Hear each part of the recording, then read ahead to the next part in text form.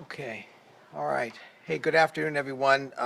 Thanks for being here. I'm Mark Gallarducci. I'm Director of the Governor's Office of Emergency Services here. This particular press conference intent is to provide an overview and an update to all of you on the current conditions and the ongoing efforts by the state in response to the power shutoffs, as well as the fire activity that we're seeing around the state. The weather conditions, the weather continues to be the main focus of all of our safety efforts, particularly the red flag conditions and the associated wind that comes with that. The weather has resulted in, of course, the decision by the utilities to shut down power, and as well as a number of very fast-moving fires that we've been seeing around the state. Here at OES, we're coordinating the statewide emergency response efforts and the state agency efforts. And over the last 2 weeks, this state operations center behind us has been fully activated. Will remain that way over the course of the next several days. We now have more than 90 state agencies, the Federal Emergency Management Agency, the National Weather Service, and a number of private sector organizations, all either embedded here or engaged in the field in a unity of effort to address the challenges and support of local government and the public at large. We're currently focused on two key areas. First is responding to the consequences of the utilities public safety power shutoff, including the coordination with all three IOUs, Pacific Gas and Electric, the Southern California Edison, and San Diego Gas and Electric, supporting our local communities throughout the state with critical needs and services, and ensuring for statewide day-to-day operations and public safety. And the second is responding to and supporting several significant fires burning in the state, including the Kincade Fire in Sonoma and Lake counties, the Getty Fire in the city of Los Angeles, the Easy Fire in Ventura County, and recently the Hill Fire in Riverside County. Now, a couple things about the power shutoffs. PG&E currently still has out of power 206,000 customers. Currently, San Diego Gas and Electric has 21,785 customers out of power, and Southern California Edison has 71,000 customers out of power. Over the last couple of days, we've been really focusing with regards to the power shutoffs, particularly in the north as the days progressed longer with regards to the multiple power shutoffs, in being able to provide key lifeline support services to communities, particularly in the Northern California area. So we work very closely with PG&E. We work with our partners at FEMA, the California National Guards, local governments, to provide over 40 generators. We deployed in critical lifelines to include supporting water and wastewater treatment systems, the ability to support evacuation shelters as a result of the fires that were going on, and other kinds of commodities to be able to ensure that individuals had the supplies that they needed. As well, as a part of the fires, where we have established several shelters and work with local government to establish shelters. You'll hear more about that in a few minutes from our Health and Human Services representative. Some interesting stats associated that as a part of the fire response, we've delivered over 5,150 liters of water, 2,016 emergency meals, 3,900 blankets, 515 comfort kits, and 1,695 masks. And we have an additional cache of resources staged to support an additional 5,000 people for 3 days in Southern California, given the current fire activity that's going on down there.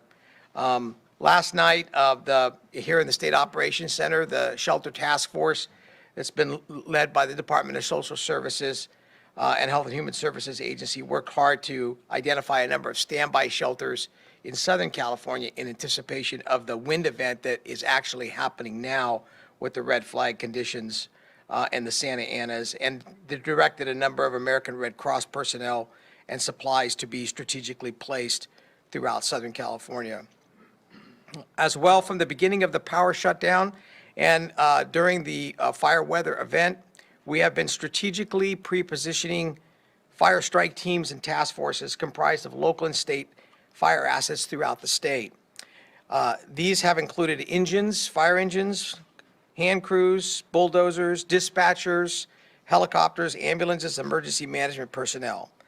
There are over 100 fire engines as part of these pre-positioned resources, and the resources themselves have been essential in the immediate initial attack on all of the fires that I mentioned, helping to keep the fires as manageable as possible.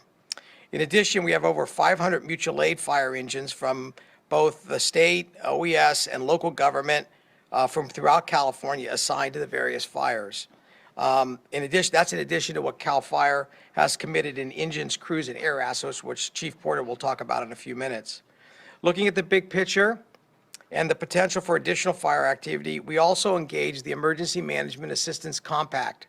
This is a compact to bring in fire strike teams and assets from other states, nearby states.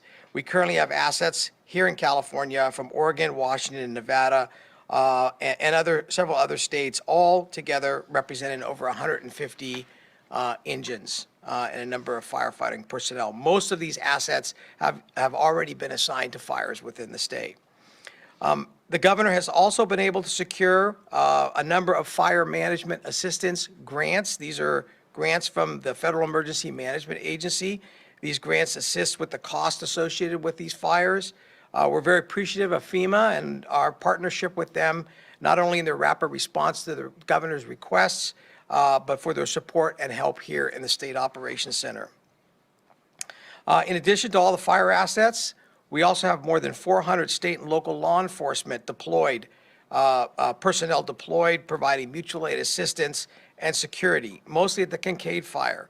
But we have resources throughout the state, and this is in addition to the resources provided by the California Highway Patrol, which are engaged throughout the state, and you'll hear more about that from the commissioner in a minute.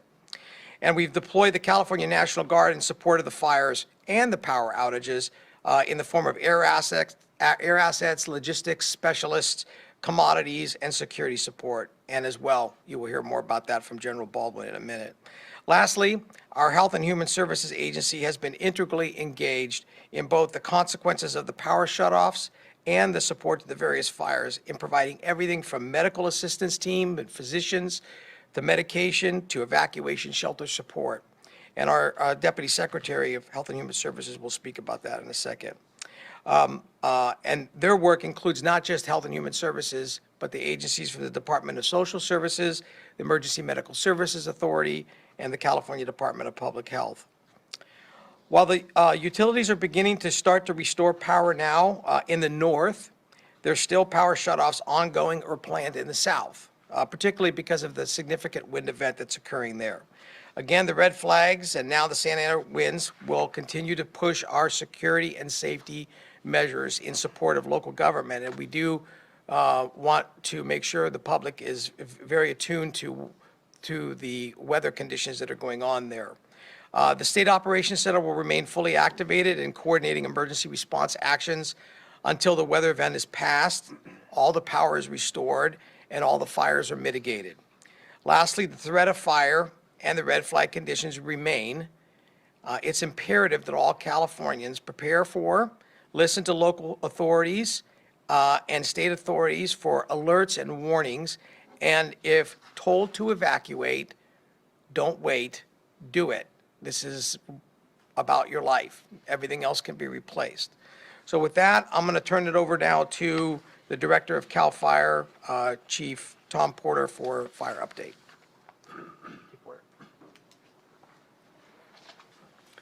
Thank you, Director Ghilarducci. Again, Tom Porter, Director CAL FIRE, Fire Chief. I want to talk for a minute about where we are and how we stand in this scenario that we're seeing. While this is a normal event that happens in the fall, it is a very active period that we're going through. The winds come this time of year, everything's still dry, and until we have a significant rain throughout the state, we're going to continue to have this type of activity when we have wind events, particularly those north and east wind events. So how does this one stack up? Well, it was pretty strong up here in the north, quite strong. The Kincade Fire burned under very extreme conditions the second night that it was burning, first and second night, excuse me. And it really was a wake up to this season again. We've had a long and slow season thus far before all of this, and this has been kind of the point at which we've really turned on our season.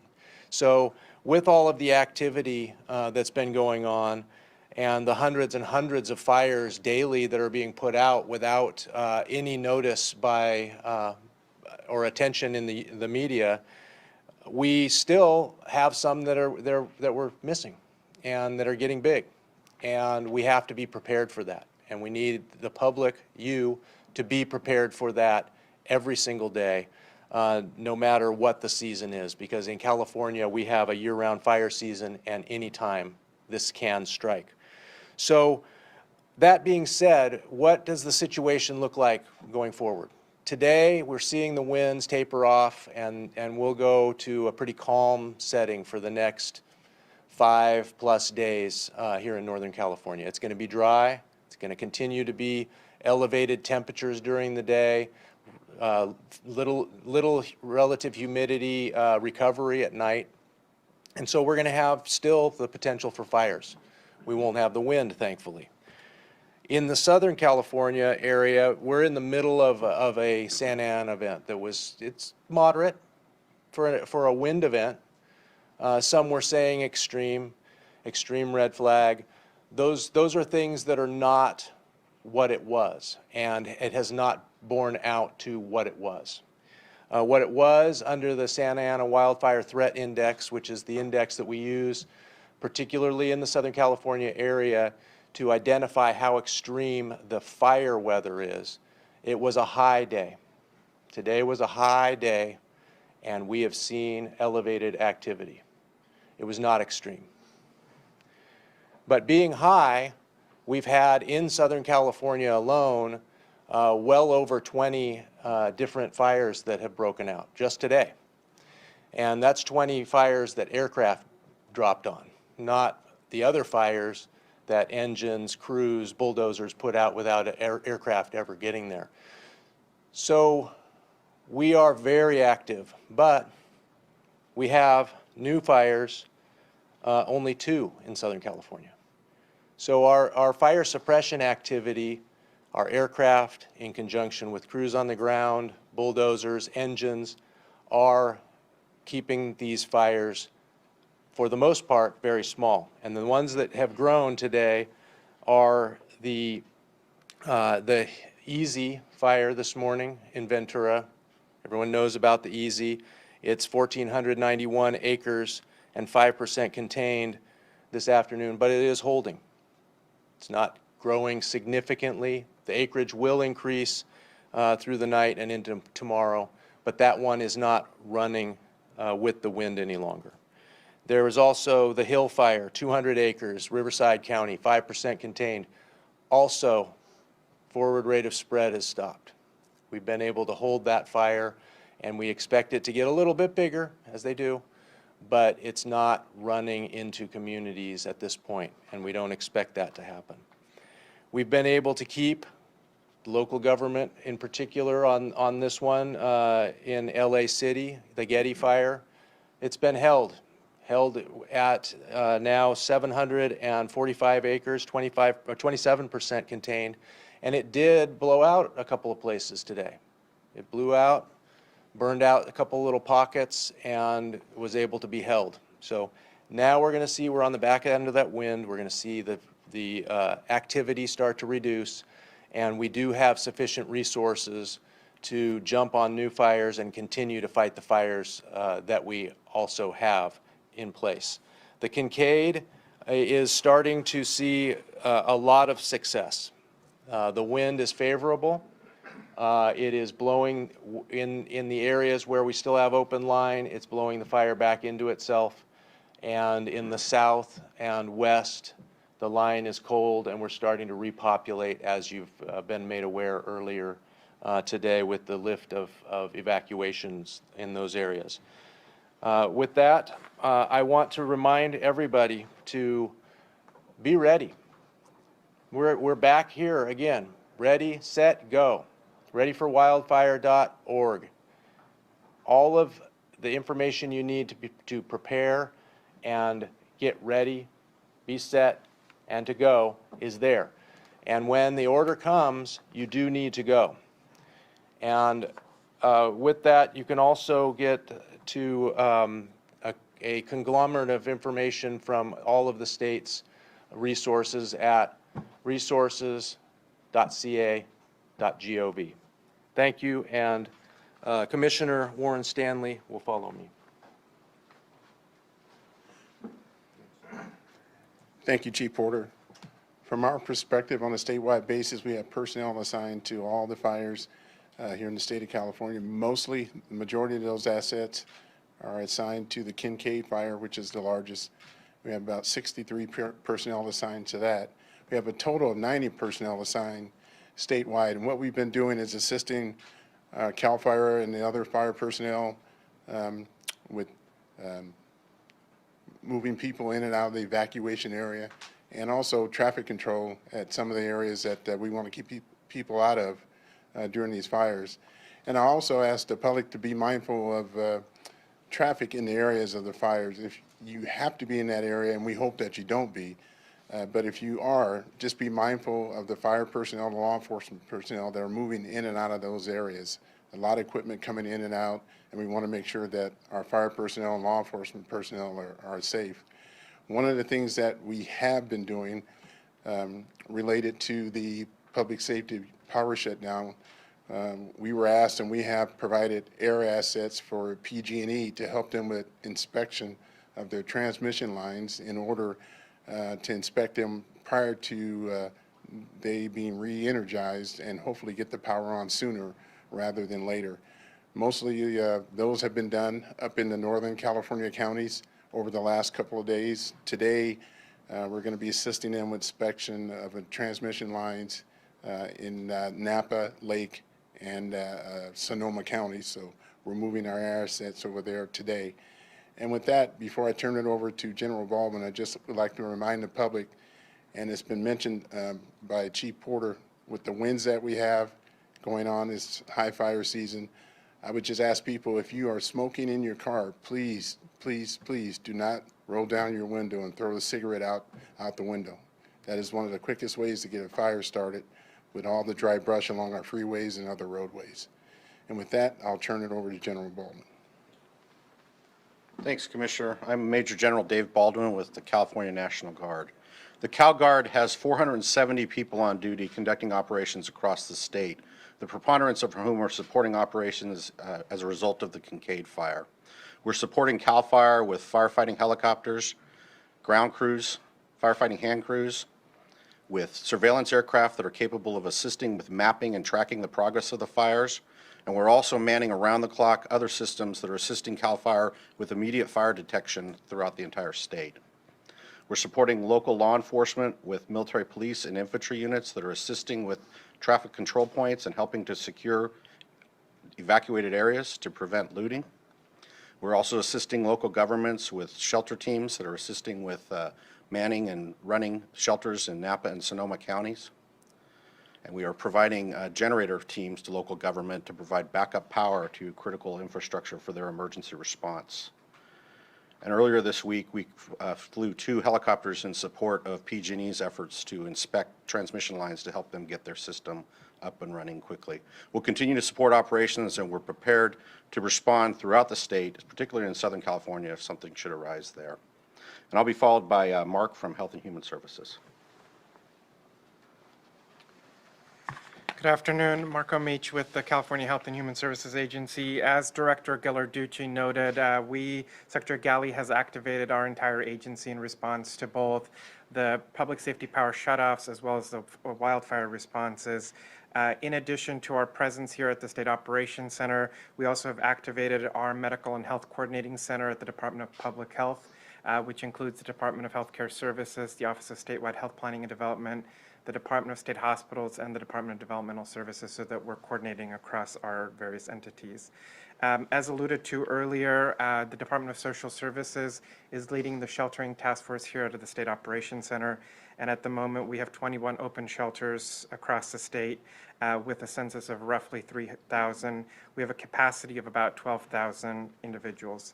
The California Department of Public Health has been monitoring the shelters for infectious disease control to ensure that we're following infectious disease protocols, and we have deployed EMSA CalMat teams to the shelters to ensure that we're addressing any unmet medical needs. Additionally, the Department of Healthcare Services has been working with our county behavioral health colleagues to ensure that we have behavioral health resources within the shelters, as these are traumatic events for individuals, and we know that there's a higher rate of anxiety and depression. In regards to the facilities that we license and certify across our agency, both at the Department of Public Health, which licenses healthcare facilities, and the Department of Social Services that licenses community care facilities, with regards to the various wildfires, we're tracking 450 facilities on the social services side, and we're tracking close to 3,000 facilities that have been de-energized, with another 2,500 facilities that may be de-energized. We are in contact with each of these facilities to ensure that the individuals that they are taking care of are safe and their needs are being met. On the public health side, we are tracking 60 facilities with regards to the fires, and we're tracking an additional 400 facilities who have de-energized throughout the state, and another additional 750 facilities that may be de-energized. Again, we are in communication with all of those facilities. Our top priority right now is individuals who are most vulnerable. So that includes the elderly, foster children, individuals who are disabled, and those who are medically fragile. We're working very closely with our county colleagues and our nonprofit partners to reach out to these individuals to make sure that their unmet needs are met and that the resources in the community are there for them. In terms of resources, for those individuals who have unmet needs, we have created a hotline. That hotline number is 833-284-3473. Again, 833-284-3473. And that hotline is operational 9 a.m. to 9 p.m. It's available in multiple languages, and it's also available via 711 relay for those individuals who are hard of hearing or have speech impairments. It's a great resource, and we definitely encourage folks to reach out on that. In addition, if there are healthcare facilities or community care facilities who are unable to get a hold of their regional offices or our state partners, they should reach out through this hotline, and we will make sure to follow up and address any unmet needs that they have. Finally, we yesterday released a medication guide, a prescription medication guide on our website, and we've shared that with all our partners with regards to individuals who depend on medications and what to do during the power shutoffs with regards to medication. So we would encourage you to visit our website at chhs.ca.gov or the response.ca.gov website, which has information with regards to pharmacies that might be closed and those that are available and how to deal with medications. Again, a huge thanks to our county partners, both public health, health services, social services, and behavioral health for their tremendous work, as well as our nonprofit partners, including the American Red Cross, as we continue to respond to both the public safety power shutoffs and the wildfires. Thank you. So, yeah, I just want to be sure we're clear on the website, because it's a new website and it's got a lot of great information. It's response.ca.gov, response.ca.gov. A lot of great information in that website, and for individuals and businesses and et cetera, about how to deal with the outcome. So happy to answer any questions. Mark, General Baldwin touched on this, but the looting and the potential for looting, from your law enforcement branch and partners, what, if anything, are you hearing about these blackouts and the potential to increase crime? Well, I'll turn it over to Chief Payson, to Chief of Law Enforcement here at OES for that answer. Thank you. My name is Mark Pazin, P-A-Z-I-N. Basically, the law enforcement industry has been very responsive. We've had limited issues regarding looting, any type of criminal activity, but just like in any normal day, there will be some. But the law enforcement mutual aid process and the system works, and there has been limited criminal activity. What kind of cases are we talking about? What have you heard? We've heard one that the generator was stolen in Humboldt County. I talked to the sheriff over there. We had an incident at Sonoma State. There were some persons that were supposed to evacuate. They did not. They were promptly arrested. And then another person in the Sonoma County area had gotten into the mandatory evacuated area. That person was contacted immediately by local law enforcement. That person had warrants and was promptly taken to jail. Thank you. Safe to say, I think throughout this entire endeavor, the work of the Highway Patrol and of our local law enforcement and support with the National Guard has been really good about keeping things very, very secure and safe, and a tremendous amount of cooperation by the public at large who have been evacuated, and has also been the subject of having to deal with these power outages. Everybody's been extremely resilient and continue, like all of us, working through the challenges that are with this. So far, so good in that arena. Yes, sir. Mark, you mentioned that there were a number of grants from FEMA that the governor had secured. I'm wondering if you know more specifically how many grants and how much funding there is, and if there's any stipulation in terms of how that money is spent. Sure. So those are called fire management assistance grants. They're, the governor, what we do is there's a criteria set forth. It's basically based upon fires that are of such nature that could, if let go, if they don't have enough resources or if there's some challenges, could result in the designation of a major disaster. It's a federal designation. The money is made available immediately, and it helps to offset the cost, and it really is designed to ensure that, money's not an impediment of getting the resources committed. And it's focused on response resources. That's fire and law enforcement, emergency services, public health, whatever it takes to be able to deal with that particular fire. It's coordinated through this office. The money is made available. It's on a reimbursement, and it's 75% of the cost of the entire event. So it's, and again, it's targeted towards the response aspect. So we won't know totals until once this. Yeah, we don't, because each of the fires has a different total associated with it, and so that'll get it calculated in the course of the coming weeks. Question for Chief Porter. We're hearing reports that yesterday in the AEU there was a structure fire that was possibly caused by a generator being used during the blackouts. What, if anything, can you tell us about that incident? And then just in a bigger picture, what are your concerns about people using generators and other things during these power outages, and how does CAL FIRE try to help prevent these sort of incidents? That's a great question. And so people take it upon themselves to try and keep their life lit up with generators and different things. And in some cases, it can be catastrophic. In one case, I'm not certain. Yeah, maybe it was a generator, maybe it was something else, some other connection that caused a fire, or another reason that the structure fire occurred. That can happen, and it will happen. And if it's not a generator that's been professionally put in place for the feeding of the system in your house with proper switching and everything that goes along with that, it can be a problem. What I would say is make sure that if you're going to put a generator in at your house, that you do it with a licensed electrician. And then also you need to be prepared to be without power as well. And unfortunately, we're in a time when we need to do that more throughout the state. Everybody needs to be thinking about this. But remember, we've been talking about this for decades.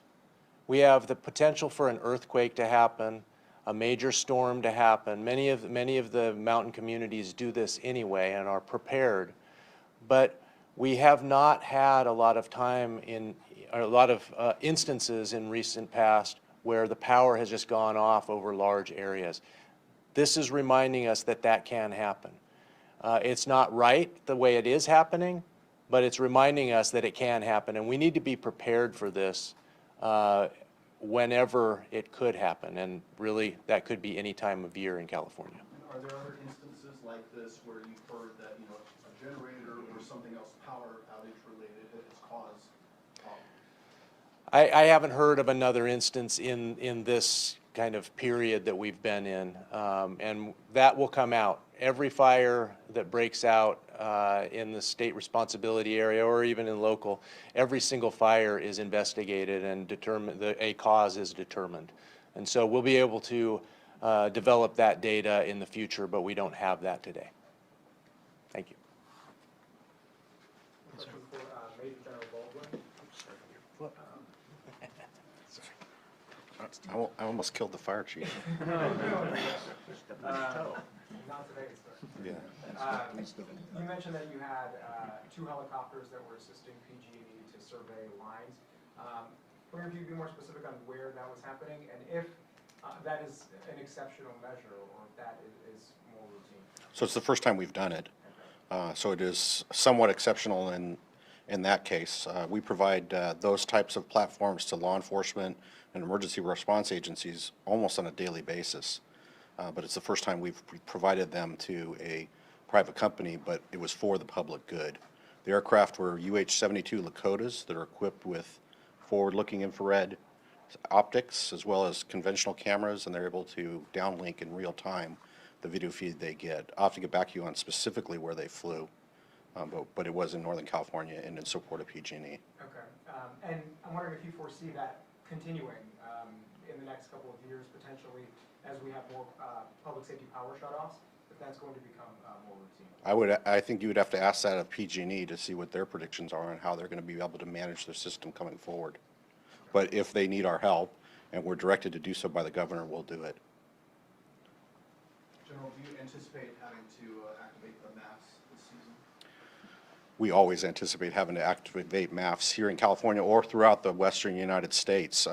There was enough tanker resources available on the civilian side in support of CAL FIRE that we didn't have to do that. We did alert our crews. They were ready, but we were not called. All right. Thank you, guys.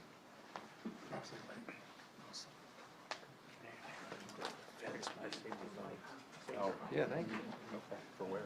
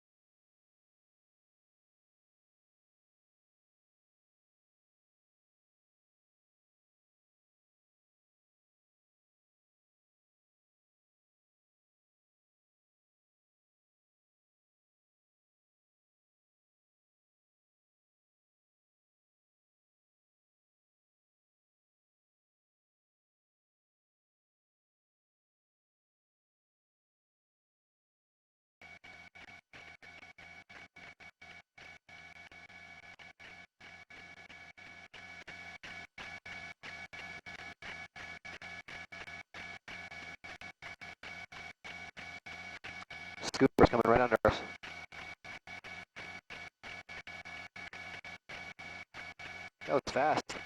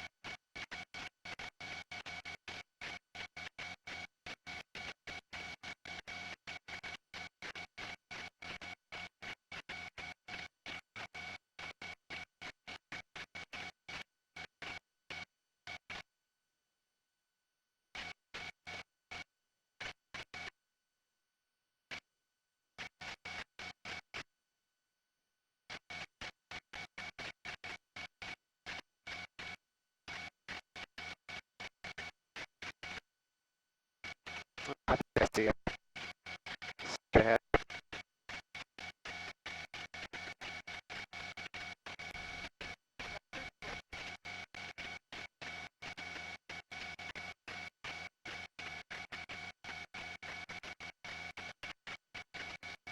Another one?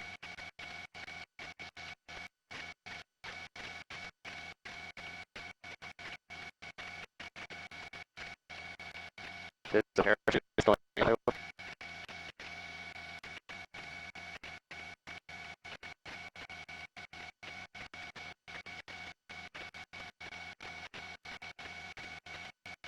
I see some smoke straight ahead.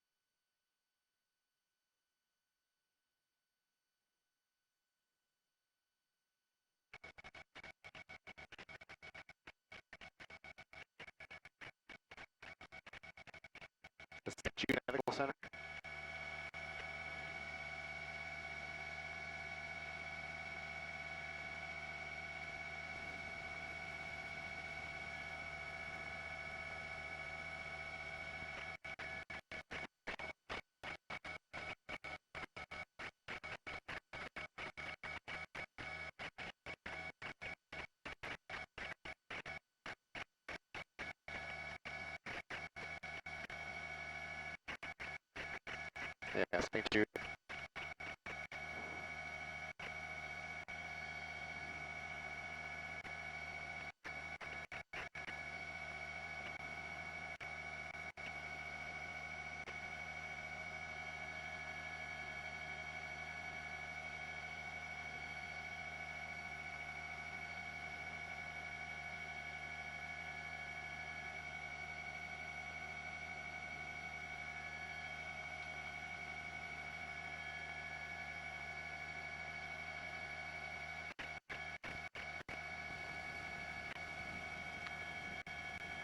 Jay, how's our picture?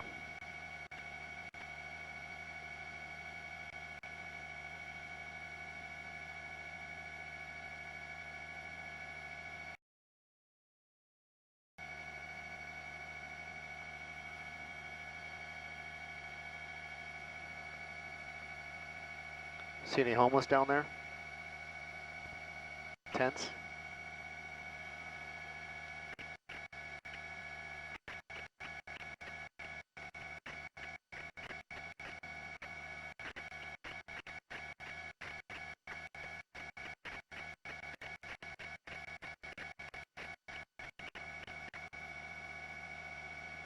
Okay, clear to return to Van Nuys.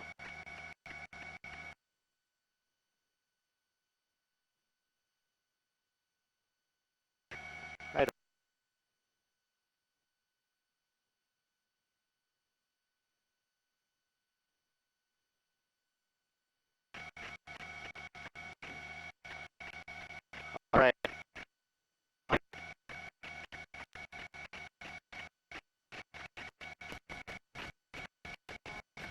What's our fuel situation anyway?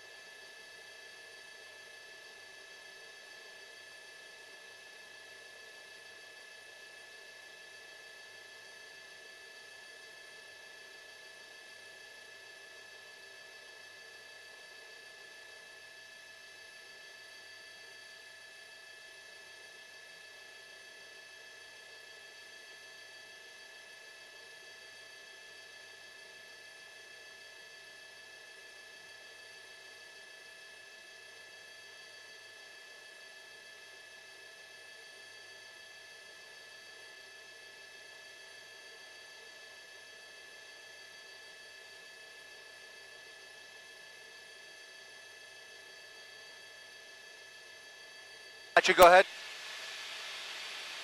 Okay.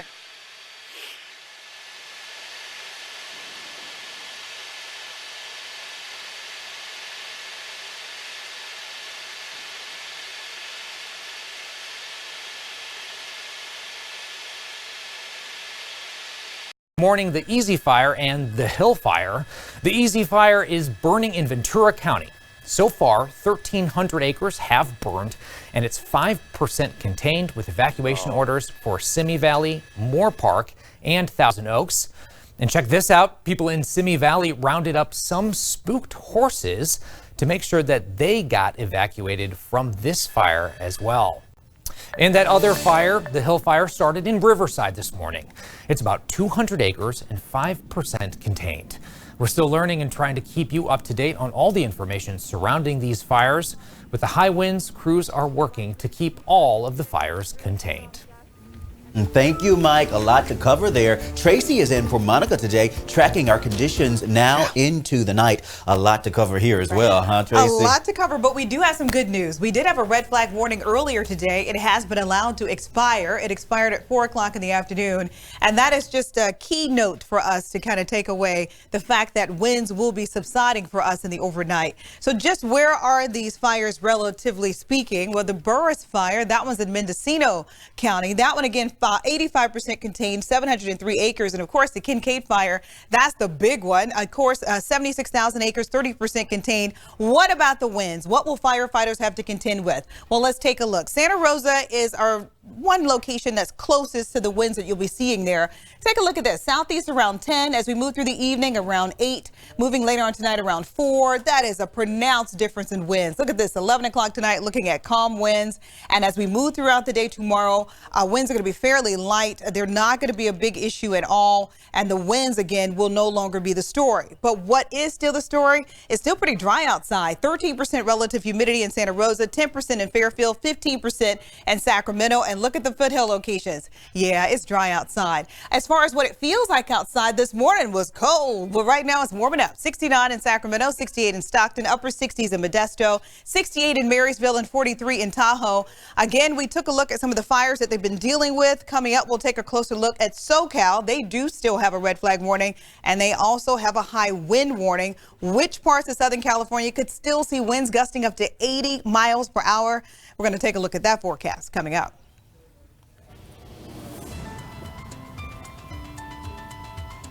And PG&E has started inspecting power lines in an effort to restore power to more than 1 million people statewide. Meanwhile, the utility told the judge overseeing their criminal probation that the shutoffs during the October 9th windstorm may have saved the state from dozens of wildfires. PG&E says 44 trees hit power lines during the storm, and the company's equipment broke in 12 other cases. Cal OES just gave us an update on the current safety power shutoffs. PG&E still has 206,000 customers without power.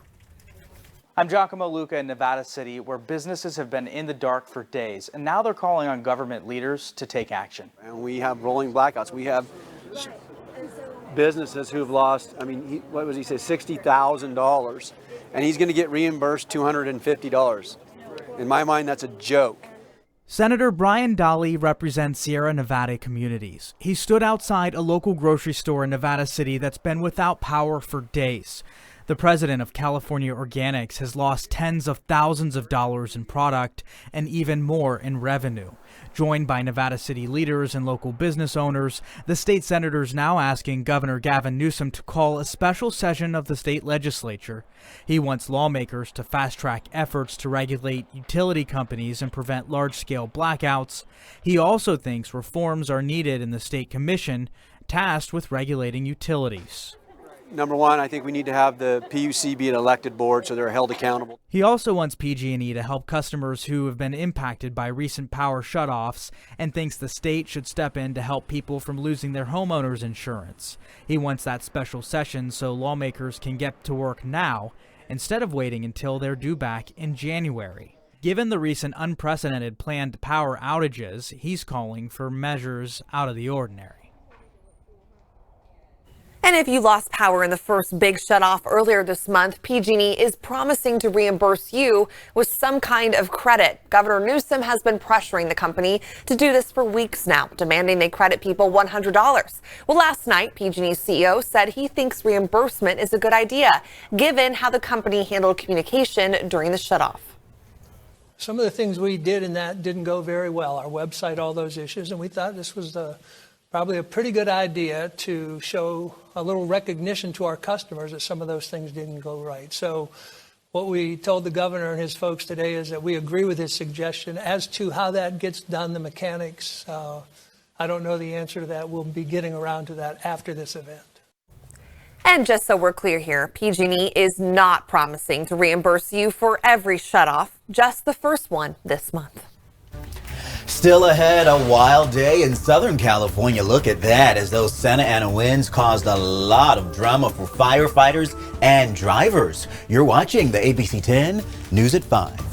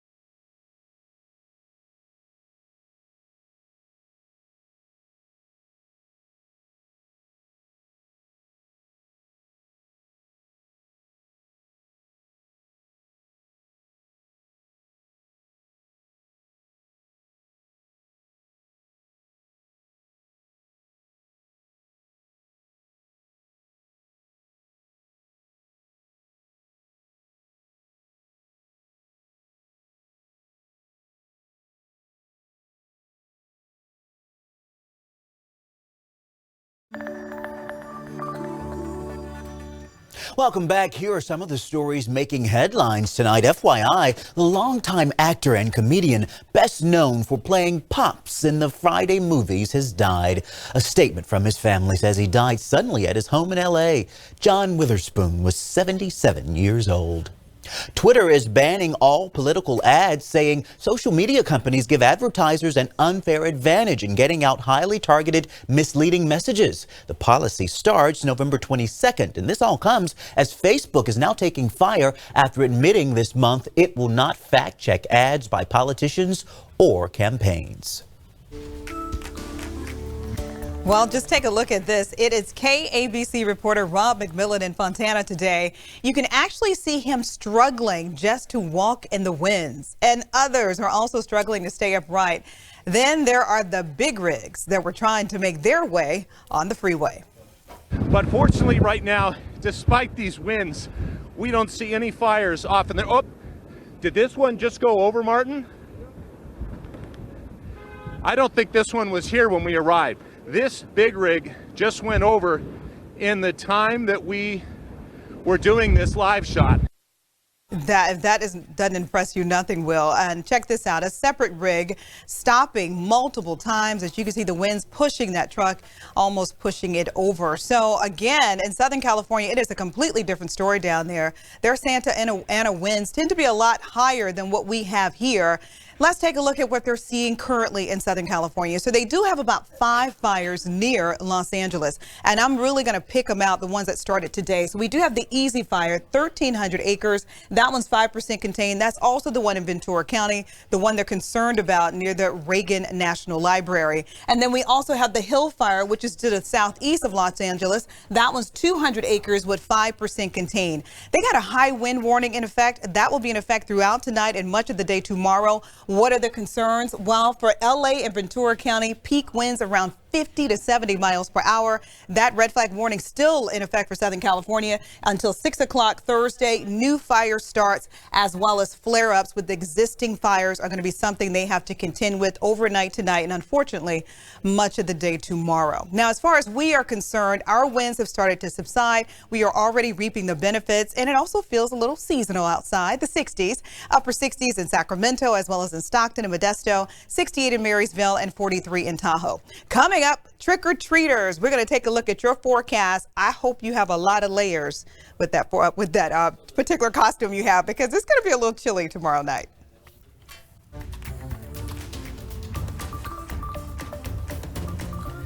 And next at 5, a warning to prepare in an event of another power shutoff. We go all over looking for a generator and tell you how to safely handle one if you can find it.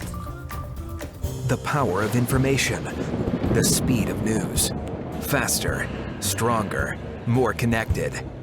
The all-new ABC 10 Information Network. Connected to you.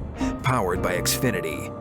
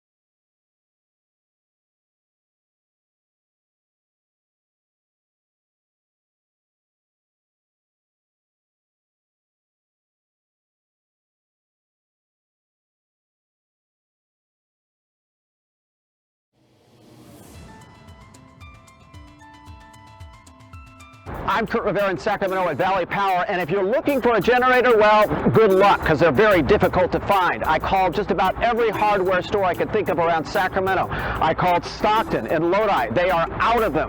But if you're lucky enough to find one, or if you even have one now, what are some of the tips you should know when you run a generator? Well, you come to the right place to find out. So I'm here with Nick Padilla with Valley Power here in Sacramento. And Nick, what are some of the mistakes that homeowners make when they first purchase a generator where they've never used one before? Well, most of it's safety related. These portable generators, they need to be outside. They need to be well ventilated. They get hot, people get burned. Make sure your power is shut off to the utility before you energize anything in your home. Is that a mistake people make a lot? They make it all the time. The basic residence is going to have probably no more than 5 kW worth of load. And the homeowner needs to be aware that they've got to match up their voltages. Depending on the load of the unit, 5 to 8 hours. If the thing is fully loaded, you may get 5, 6, lightly loaded 8, maybe even get 12. On the larger stuff, say 25 kW and up, it makes sense to rent, but unfortunately rentals are hard to come by these last weeks. Purchases are usually in the like 2.5 to maybe 6.5, 7 kW range, possibly 12. That's what you'll see in the commercial market.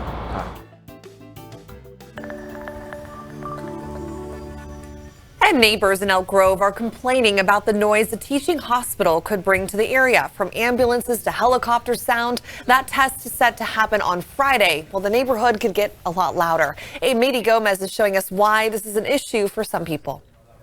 That's right, and I want to show you just how close this medical school that is in the process of becoming a teaching hospital and trauma center is to the neighborhoods here. You can see it's literally right across the street.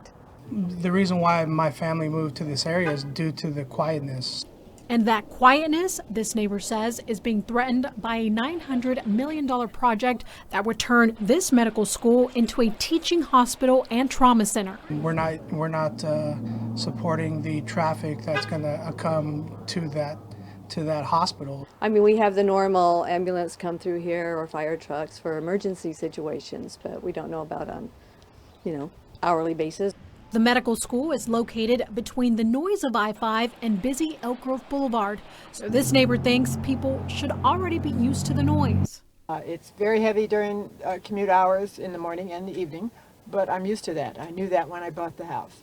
Plus, she says the benefits of having a hospital nearby outweigh the downside. We have no other emergency medical facility anywhere near us. We don't have anything in Elk Grove. We've submitted the applications for the hospital. It's being reviewed by the city right now. And what we're going through is the environmental impact report. Brian Holloway represents the medical school and says on November 1st around noon, they will be doing a helicopter test run that will check the noise level. We have 10 noise monitoring stations all over the neighborhood to see what the impacts of that noise and the noise of the helicopter is. If the project is approved by the city, he expects the hospital will open its doors between 2022 and 2025.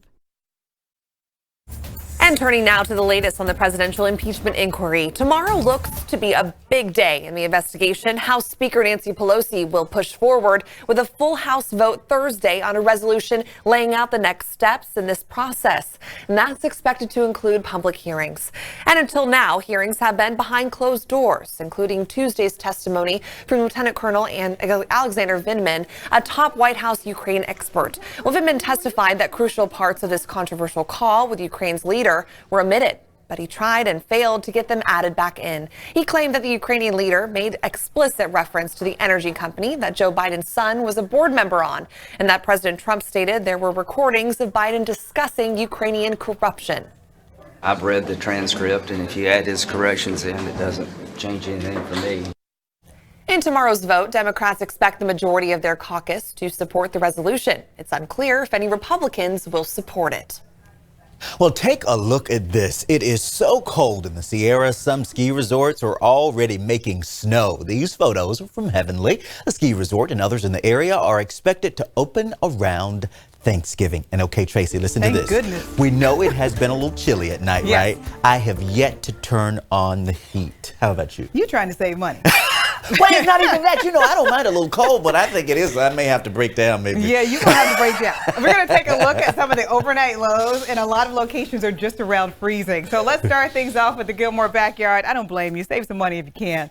It is going to be a pretty decent evening, but overnight tonight, another cold one expected. Outside around 5 o'clock in the evening, the upper 60s through Sacramento, Stockton, Modesto, as well as Marysville, 43 degrees in Tahoe. Overnight low predicted in Tahoe tonight, 10 degrees. That is close to record lows for them. So weather headlines, the winds will diminish for us. That will be later today through tonight and also throughout much of the next couple of days. So as far as the winds being the story, we have turned the page.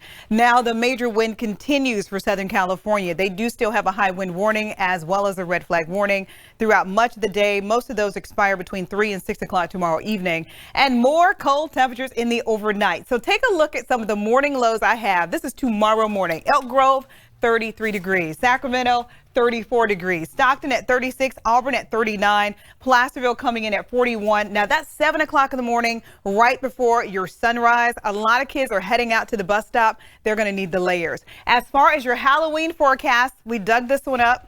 Don't you like it? Says a lot, right? Okay, 62 coming in around 7 o'clock tomorrow night, clear and crisp, and your sunset coming in around 6:07. Here's what's happening. High pressure system building in, it will dominate. High pressure system is sinking air. It compresses the air. It inhibits cloud development. So we're going to have plenty of sunshine and temperatures will warm up just a skosh as a result. But it's also why we're going to be clear in the overnight and we will be cold in the overnight, at least colder than average for this time of the year through the bulk of the rest of the week.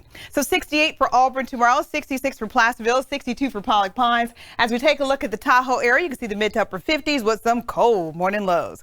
Getting close to the Bay Area, 70 in San Francisco, 73 in Oakland, 75 in San Jose. And you hit the valley floor with the lower 70s, but take a look at those morning lows, 36 in Manteca, 35 in Lodi, 38 in Stockton, and then once you get close to Sacramento, those temperatures are cold for this time of the year. So I know Chris is trying to save money, but for the rest of you, hey, maybe a nice blanket, Oh, absolutely. All the coats are out at all the stores. It's time. It's about the layers. Actually enjoy this time of year, but we do have to think about those folks who don't have power. Exactly right. That is the challenge, especially when it is so cold outside. You're right. That's where a nice Labrador Retriever comes in. Oh, listen to you. Yeah, Just snuggle up. I'm telling way too much information. But yeah. Thank you, Teresa. All right, now to a quick business headline for you. More trouble for e-cigarette maker Juul. The company is facing a lawsuit from a former executive that claims they knowingly shipped out 1 million contaminated nicotine pods earlier this year. Well, that executive claims that he was fired for blowing the whistle.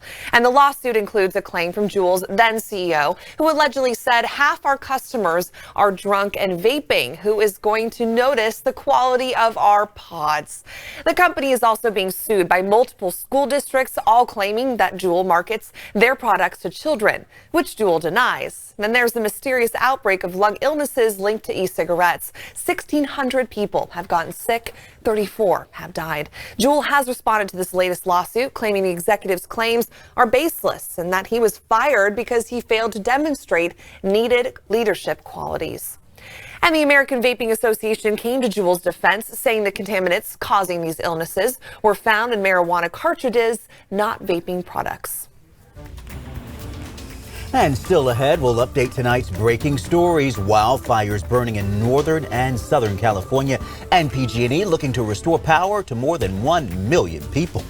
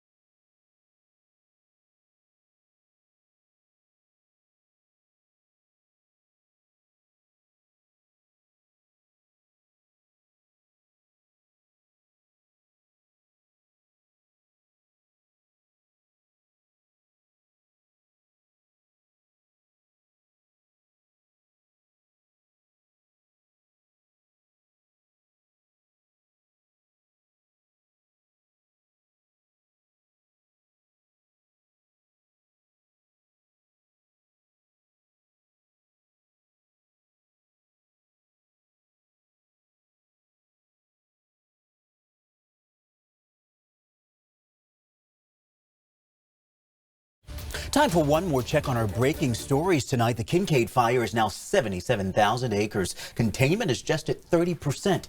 206 buildings have been destroyed and 2 people have been hurt. PG&E has said its equipment may be responsible for starting the fire, but investigators are still looking into it. And firefighters in Southern California dealing with a string of dangerous, fast-moving fires. The Getty Fire is over 700 acres, containment at nearly 30%. 12 homes were destroyed. And near the Reagan Presidential Library in Ventura County, the Easy Fire has already burned 1,300 acres and is just 5% contained. Mandatory and voluntary evacuations are in place for both of those fires. And moments from now, we are expecting an update from PG&E as they hope to begin restoring power to more than 1 million people. Stay with us for updates on air and online at abc10.com. See you at 6 o'clock. Good night.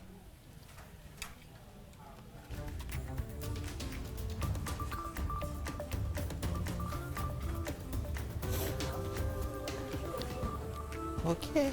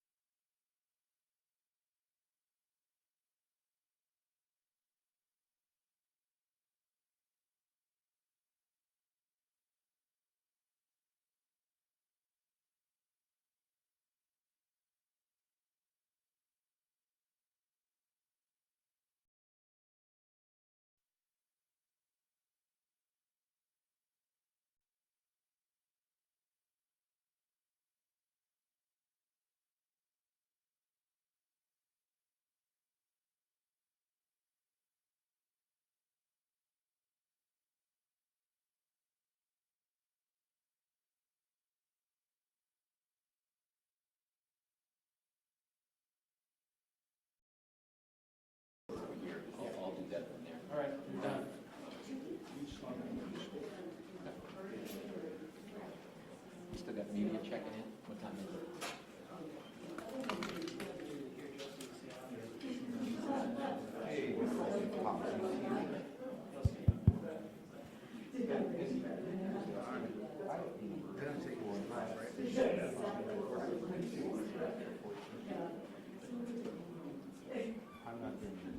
Just a reminder, folks, we will have American Sign Language right here for framing. Yep. You don't have to know. Teeing you up. Okay? All right, let's go ahead and do safety before we get going. It's the way we start everything. All right, our incident commander will be Keith Stevens. I will do CPR. Rick Metafesser. Deborah Scales will call for security and meet emergency personnel. Pablo D'Amico will get the AED.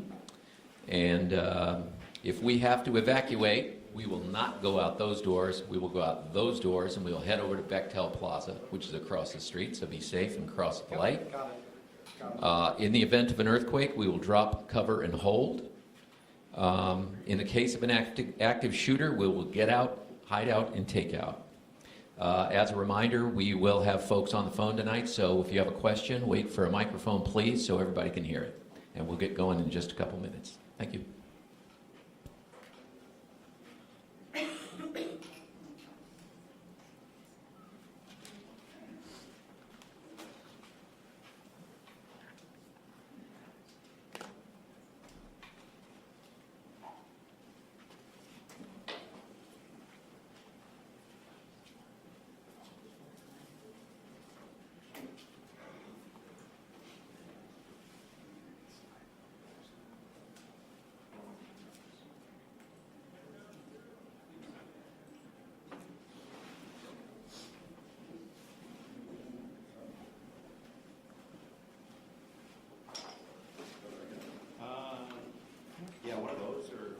Yeah, that'll work.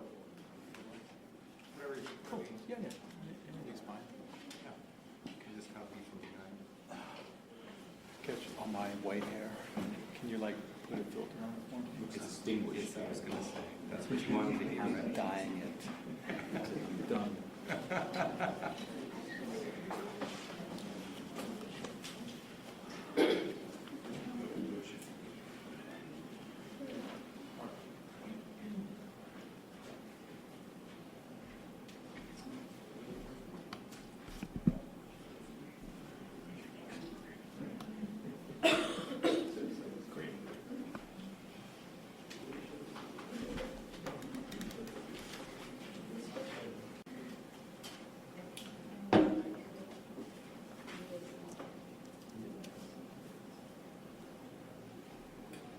Told it looks distinguished.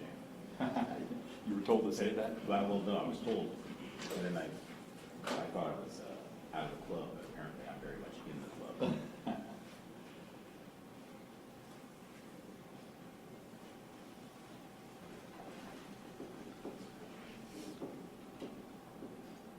What is your shift?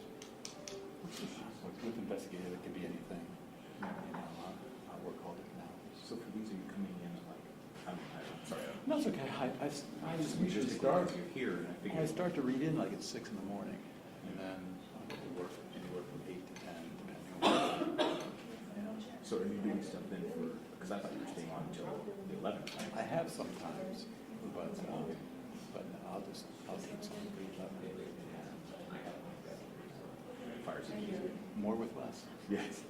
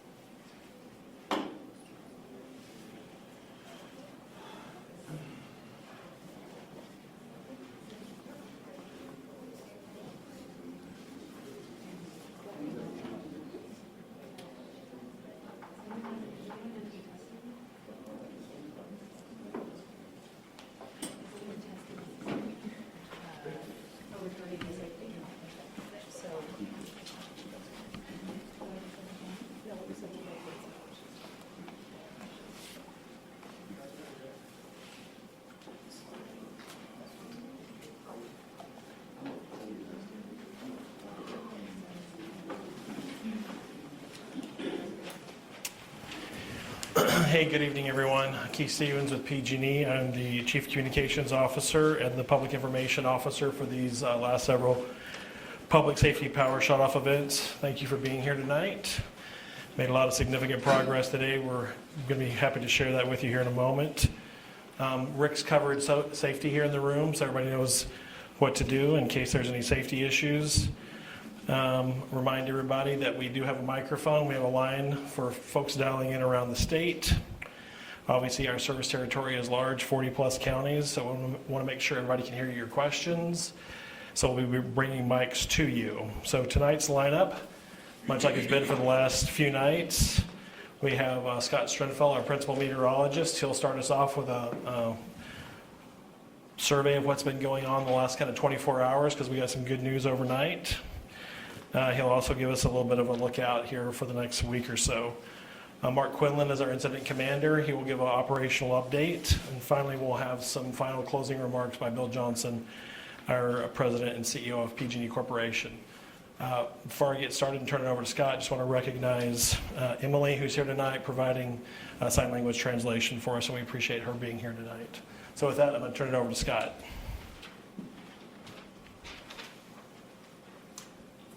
Thank you, Keith. Scott Strenfeld, PG&E Meteorology. Excuse me. So the last offshore wind event that we went through capped off a trilogy of offshore windstorms. It's tapering off, or has tapered off across Northern California. It does continue across Southern California in the form of Santa Ana winds. The PSPS, Public Safety Power Shutoff, start and all clear times were very dynamic.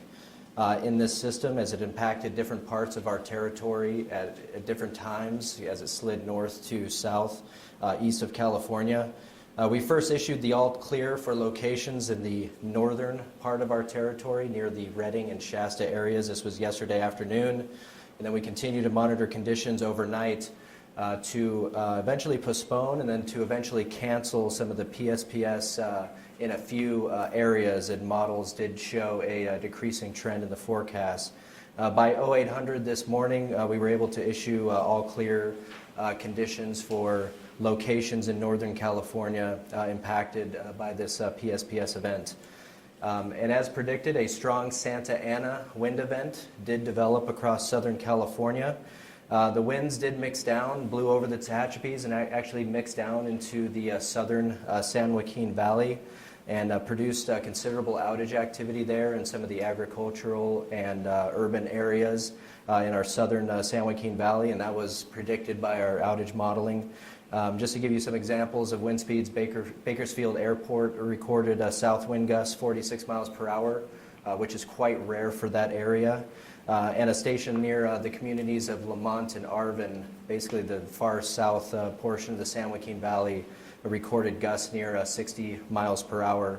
And then one of our weather stations in the Tehachapies recorded gusts near 70 miles per hour near noon today. And we saw similar wind conditions, if not stronger, develop over Southern California, along with relative humidities in the single digits. So very critical fire weather conditions developing across Southern California today. Across the south portion of the footprint in Kern County, the Tehachapi area, we do expect winds to taper off this evening and overnight, and we'll be monitoring and hawking those winds closely to issue the all clear conditions if and when conditions warrant. I understand this was a challenging week and month for many, including our customers. And the data science team, the data science branch of the meteorology team, and others have been studying this past week and this past month to help put this in perspective with history. And I want to share some preliminary analysis with you now. And so on the interagency coordination call that meteorology has during high-risk events with Northern Operations Predictive Services, the lead meteorologists, who do a fantastic job up in Redding, indicated that they study basically the wind patterns at Redding Airport throughout its entire history that weather station's been there back to 1986. And for these specific events, what they're looking at is northerly winds. What is the north wind doing at Redding?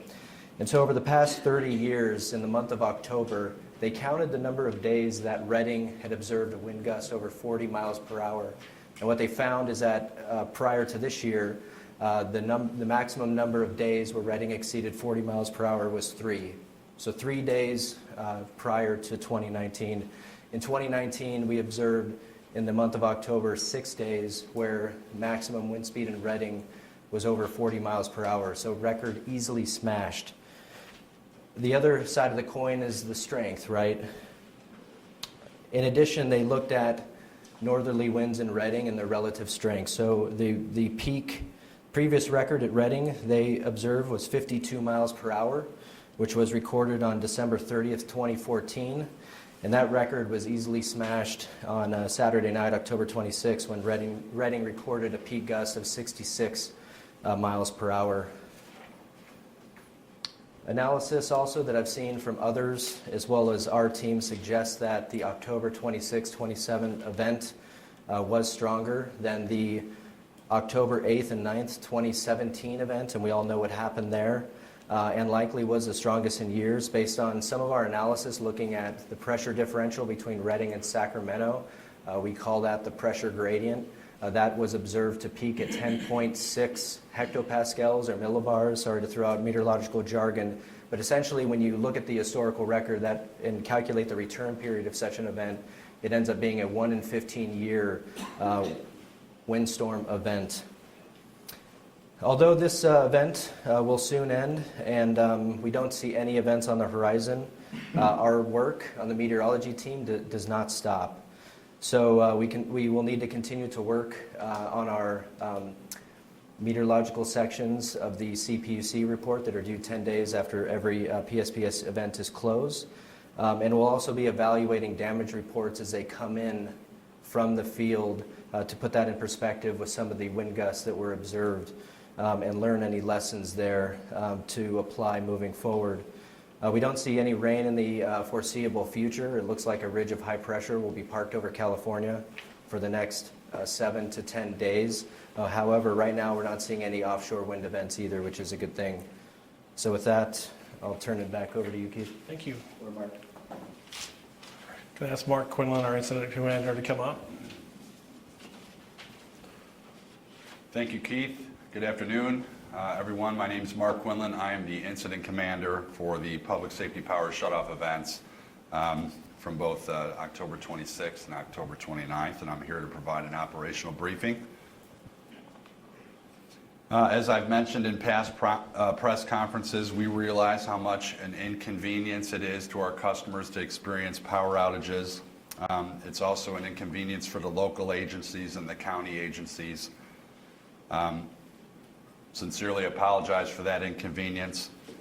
I'm happy to report that over 6,300 of our personnel, along with 800 mutual assistance crews that we asked the industry to help support us, who arrived on the system over the last week, have been helping us. We've been working real hard to get your lights back on today, and we've been pretty successful. We'll get into the numbers in a moment.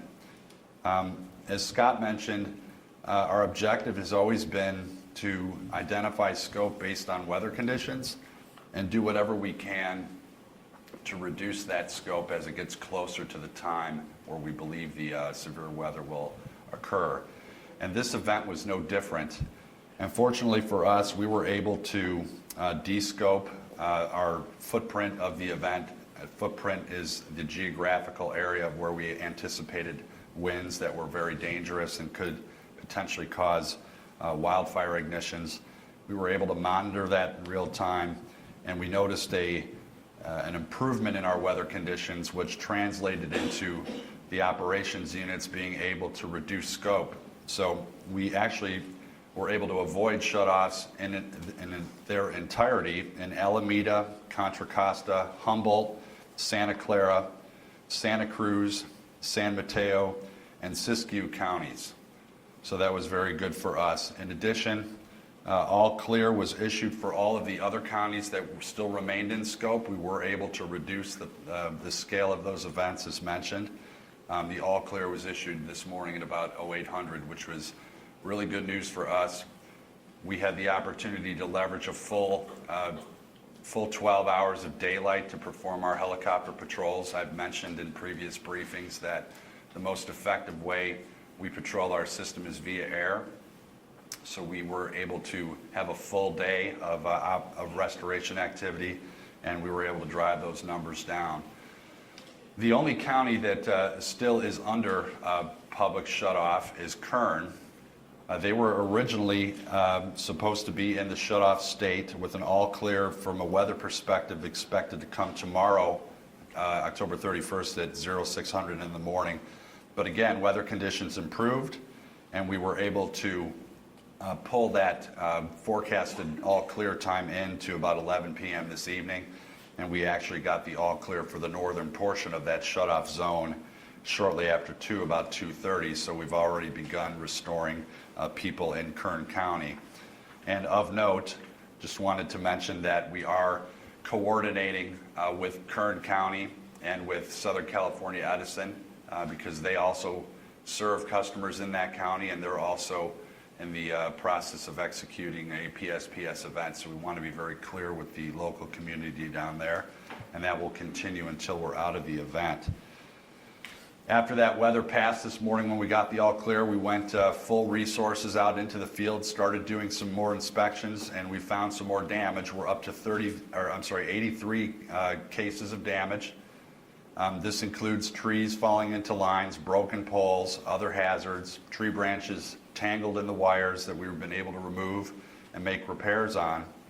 And we expect that number to rise as we continue our inspections. You can see a couple of examples behind me on the slide deck here that shows you some of those damages. And if those damages happen, there's typically an arc flash event that occurs.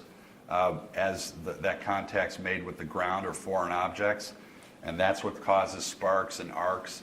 And if that happens during a high wind period, it really raises the opportunity and the likelihood that that spark turns into a fire ignition. And when you're talking winds upwards of 60, 70 miles per hour, those fires can take off very, very quickly and become very large, very fast. And that's exactly what the whole program is trying to avoid. So we're glad to see that this was shut off in this area at the time.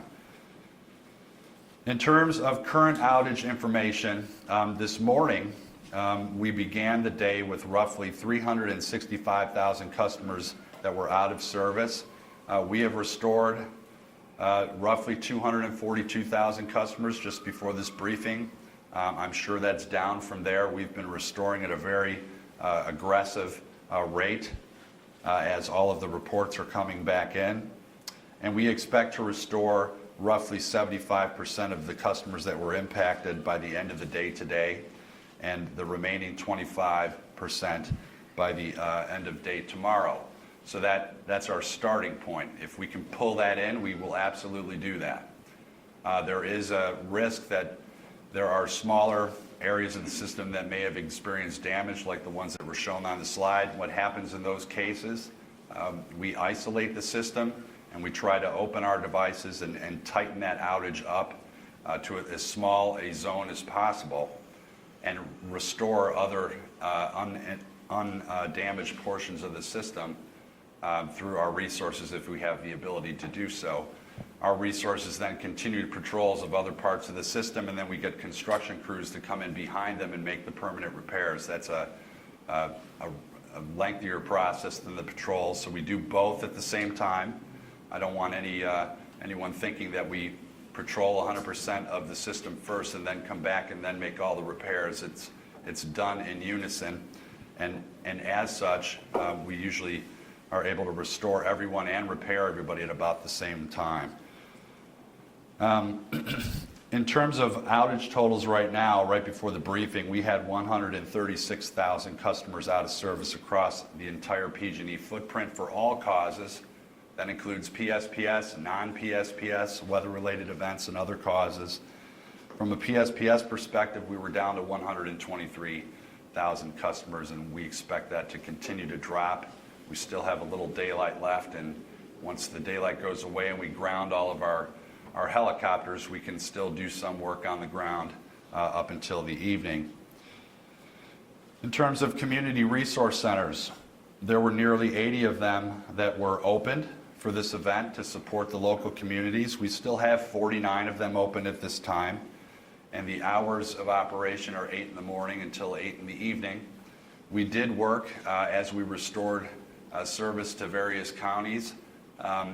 We did check in and have a call with the county and came to an agreement that the Community Resource Center was no longer needed, and then made the joint decision to close it down. And whatever materials that were there, like the food that's provided or the water or the ice or things like that, if there was a need to move that to another Community Resource Center or perhaps stand up another one in an adjacent county, we took that advantage.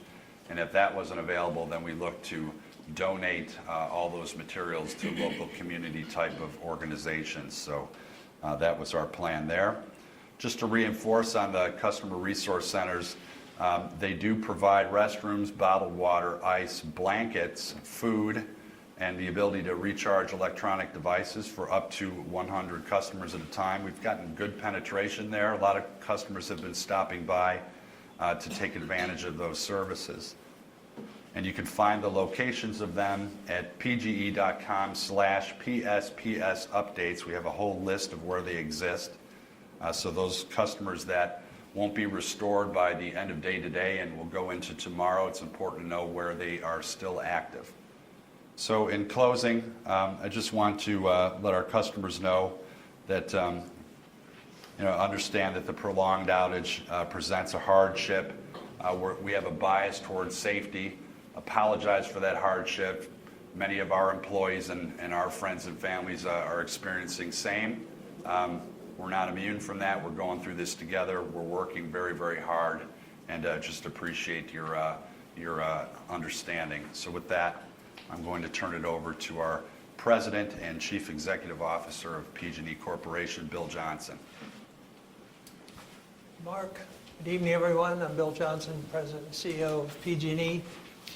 As you've heard from Scott and Mark, it appears like this string of extreme weather events, which has plagued us much of this month, has come to an end, at least for now, and hopefully for at least the next week, and I think we can all be grateful for that. I know I am. Everybody wearing these good-looking vests is. And thousands of our colleagues and public agency partners who are working across the state to manage these extreme conditions. And certainly our customers should be grateful for this. As you just heard from Mark, we've restored a large number, but we still have a number to go, and we're working hard on that. Some of these customers are without gas, particularly in the area of the Kincade Fire. Our hearts go out to the people in that area, and we will reconnect you as soon as CAL FIRE tells us it's safe to do so. And like all of you, we have been watching what's happening in Southern California with those Santa Ana winds. We're in touch with our fellow utilities there, and we'll give them whatever assistance we can. They're also responding to these events by using public safety power shutoffs as a protective measure. I saw a media report on the Getty Fire from the Los Angeles Fire Department that said the fire was caused when a tree branch outside the right-of-way broke and blew into an energized line, arced, dropped the spark on dry brush, and caused the fire. And that's, of course, the exact kind of situation we are trying to prevent with these public safety power shutoffs. We also understand that the quick succession of these weather events has meant some of our customers have been out of service for 5 days. That's a hardship by any measure. And we encourage anyone whose power is still out to take advantage of our community resource centers, which will remain open as long as necessary, as long as people need them. These centers have bottled water, ice, blankets, food, electronic device charging, and our staff there will know the latest up-to-date information about where things stand. So if we can help you with any of that, please go there. So every day of this fire season, including today in Southern California, brings further proof, as I said last night, that we're living through extraordinary times here in California. And as much as we might want to think that we're living through a single awful episode and that once it passes, everything will return to normal, that's not likely to be the case. The risks of this and future fire seasons will likely continue to go up, not down. And what we have to do as Californians is find ways to manage those risks and stay safe as conditions change. And that's why we do these power shutoffs. And as long as they may remain the best tool that we have to keep people safe and our community safe, they're the tool we will use. Now, we've gotten a lot better at these things as this season has gone on. We're learning how to implement new strategies, such as segmenting or dividing our system, building resilience zones, those kind of things to narrow the impact and the scope of future events and bring back service quicker. Over the course of October events, we found ways to improve our performance in many areas. We fixed our website and notification. We improved our communications with state, county, local governments, and tribal governments. Perhaps not perfect, but certainly much improved. And after each one of these shutoffs, our thousands of field crews did heroic work to patrol and inspect our distribution and transmission lines, now at a total covering the circumference of the earth several times over. So we'll continue to work to get even better and to find new ways to improve our system so that we can make these shutoffs as rare as possible as the technology allows. Now, we're not done, as Mark said. We still have crews out there working hard and safely, and we won't stop until every last customer is back in service. And as we finish these tasks, please let our employees in the field do their jobs and be safe. They're here to help you and your neighbors. Some of them are your neighbors, and should never be the target for anybody's anger. You might also see some of those mutual aid crews that Mark mentioned, more than 800 people from around the country here helping us, far away as Florida and New Jersey, and I want to thank them in particular for interrupting their lives and their families to come here and help us. So to everyone in Northern and Central California, from all of us here at PG&E, I want to say thank you. Thank you for your patience, your understanding. Thank you to our state partners with Cal OES, Cal Fire, Cal ISO, the CPUC, and the county, local, and tribal agencies. Thanks to the first responders who are fighting those terrible fires. And thanks to the men and women of PG&E who have worked so hard to restore service to more than 1 million customers in this part of the state. So let's all hope we can get back to normal soon and stay that way for a long while. And with that, we'll take your questions. We'll start with Dan.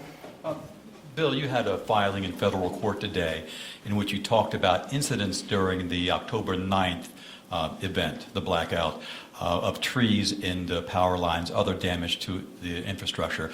What's the bottom line on that? What is the message that we can take from that filing?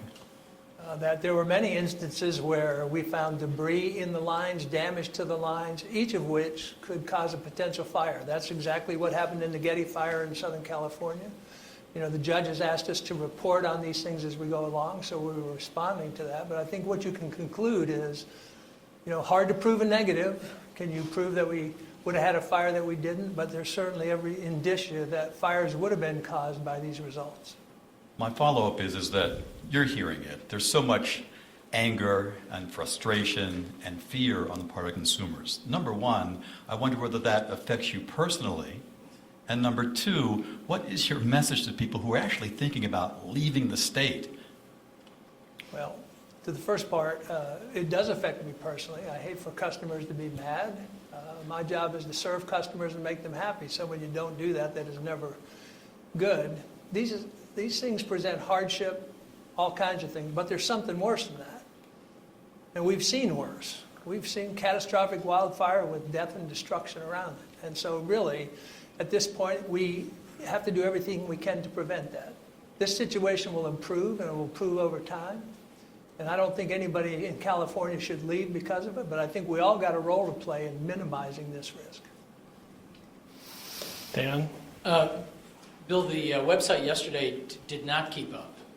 It was the word from press people said that Marin was off the list for future shutoffs, and you went in and put in your address tool, and it still said you were off and going to be off.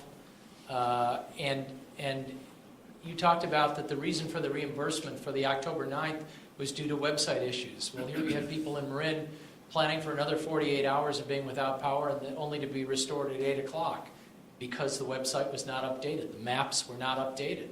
So what do you say to those people? Are you thinking of increasing the dates for reimbursement because the website can't keep up? Well, I'll say two things and then let Mr. Quinlan answer this, but I'm glad we were able to get these people on sooner and maybe take them out of the scope when weather conditions improve. And I think there's a significant difference between the website crashing on multiple occasions and having maybe a little difficulty on one of the most complex operating days I've seen in my 40 years in the business. So Mr. Quinlan can pick up on that. Yeah, thanks, Bill. Just to put a finer point on it, and the website didn't have the same problems that it did on the 9th. You know, those problems were just, you know, the website crashing and stuff. We've been watching the website performance right in the command center of the Emergency Operations Center to make sure that, you know, it was running the whole time, and we had our IT officer monitoring that. So from a systems perspective, no issues. I think the point of your question is about the information on the website that was there with specific regard to Marin and the inaccurate information that was unintentionally provided to customers that live in that county, as well as the agencies. And the cause of that is really due to the transmission system configuration in the area. As Bill mentioned, extremely complex operational day yesterday, with customers being shut down, other customers being returned to service, and then complicating matters, the active Kincade Fire and all of the transmission assets that run through that fire footprint and adjacent to the footprint that when in normal service would not have been or presented such an operational challenge to get customers back in lights. So the information was driven by our thought to be able to restore service through transmission and not being able to, once we didn't have those paths available until we got all clears to restore. So sincerely apologize to those customers for the misinformation. Very clear that counties and customers make arrangements based on what we tell them. Crystal clear on that, and we try as hard as we can to be as accurate as we can. So apologize that, and we're looking at exactly what happened, how we can prevent it in future events. And Mark, maybe add a little color commentary. We've had zones before for previous PSPSs, but how many different areas were we looking at with different timing? Yeah, we had 11 zones associated with this last event on the 29th. I believe we had 6 or 7 zones on the event associated with the 26th. The reason that we do the zones is to be able to identify the areas of impact. The more zones we have, the more flexibility we have as it relates to monitoring weather conditions, adjusting timelines, bringing things in and out of scope. But if people can't rely on the information on the website, then what are they to do? Right? You admit that it was inaccurate. It didn't catch up. This is the third one since you said it would. Yes, the website didn't crash, but the information is still inaccurate. And people are making plans, getting generators, going out to buy more canned food. They're just out of luck. Yeah, as stated, Marin was the exception when you look at all of the 30-plus counties that were interrupted. So big improvement from the last time, but always an opportunity to improve. And we pledged to do that. But no reimbursement for them. Can't comment on that. I'm here to talk about the operations, but just can't comment on that right now. What about you, Bill? I'm thinking about wrapping this effort up, and we can talk about those things later. We're here to wrap this event up. Christy? Yeah, there's video out there of a sparking power line at Bethel Island. There was a fire out there on Sunday. It's believed that it possibly could be linked to the fire. And then there was a second one in Oakley, another fire. Do you all have comment on this? We filed electric incident reports on both of those, which are based on how many media reports we get. We did have assets in the area, and we know that the local fire departments are investigating those, and that's what we know at the moment. But they seem to believe that it may be tied to those power lines. And were they, I'm assuming they were energized, were those not part of the PSPS? Don't have that information off at this time to speak to it. But to Bill's point, when we have assets that are involved, we file that form through our protocols. We don't really speculate on causation. Our opportunity and our focus is really cooperating with the agency who has lead on the investigation. We support that. And then we just focus on operational type of issues. So too soon to tell. Hi, Taylor Bisacki with Cron 4. Just to piggyback off of the earlier, I know that you guys will be reimbursing people for the October 9th incident. $100 for residential communities and $250 for businesses. But my first question is, where does that number come from? Because obviously people have had a lot of losses during this time, and $100 barely gets you to the grocery store. So that's just the first part of my question. Yeah, so it came as a request from the governor after that October 9th event, so we are, in essence, responding to the request of the governor. Just for $100? We're responding to the request from the governor. Okay, and as a follow-up to that, are you foregoing any incentives for executives at this time? There is no executive incentive program this year, so we've forgone them for the whole year. So two questions for you. One, can you speak to the number of customers that are impacted both from the gas side and also the electric side within the Kincade Fire? Kincade Fire footprint from an electric perspective is less than 1,000. Those numbers continue to change because the fire grows in size, scale each evening, and we get updated GIS perimeter data from CAL FIRE. And so when we see that encroach upon our assets, that changes the number.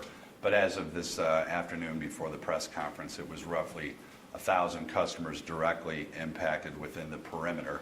There's some what I'll call adjacent impacts and zones where we can't get in to patrol our stuff due to firefighting efforts. From a gas perspective, I believe the number was north of 20,000 gas customers lost service as we shut in, which means turning off the gas for safety. And we did that successfully. And some of the mutual assistance crews or mutual aid crews that we talked about are actually some gas crews as well to help us do relights when it's safe to do so. And so, in terms of power outages in Windsor, Healdsburg, Santa Rosa, do you have a number of customers that are impacted, maybe not within the fire footprint itself, but indirectly Sonoma from County-wide. that? Yeah, Sonoma County was still quite a bit large in terms of, I have some numbers here. I can only speak to them at a county level. So Sonoma County, at the time of this briefing, was roughly 40,000 customers that were still out. So that's across the whole county.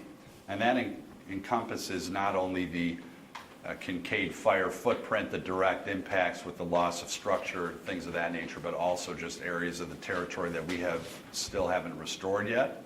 We're still out there right now patrolling. And for the areas that are getting repopulated today, do you have an estimate of when they might get their power restored? No, I do not. I haven't heard about the repop plan or the timing of same, but that'll absolutely be our focus after we wrap this PSPS event up. We have an incident command team that stood up out there in the area for the fire, and they are working directly with CAL FIRE on the coordination efforts. So I don't have that at this time, unfortunately. On the gas front, just to add to the gas front, so the customers that would have had their gas shut in, they will need to be actually present so someone can come in and conduct a gas check and then relight their service. So they will need to be there for us to be able to do that. How long do you estimate that to be with 20,000 customers? We'll need to get back to you on that, but I would say several days.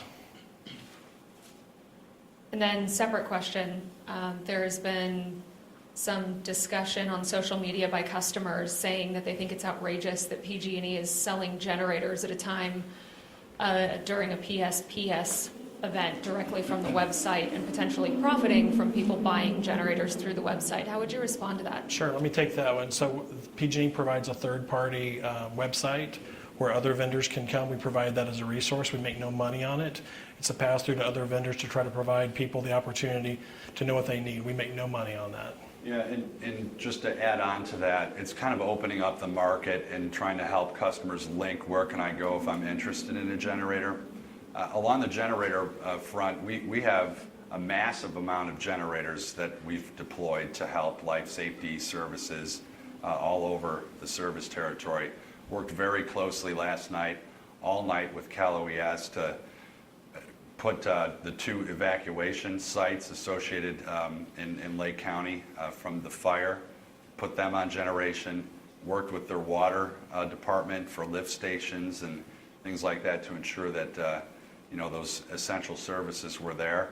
So large generator installation effort from PG&E to help the communities. I'm not aware of any type of social media thing that you mentioned.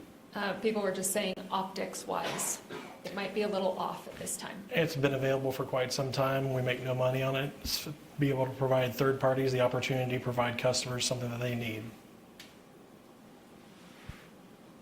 Speaking of the Kincade Fire, when that happened and the jumper cable was discovered on the ground, you guys put out a release saying that that transmission tower had been inspected this year as part of the Wildfire Safety Inspection Program.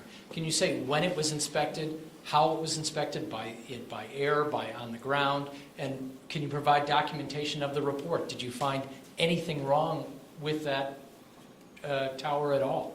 Yeah, I can take that. It was inspected by climbing early in the year, maybe February, followed by a drone inspection later in the year within the last couple months.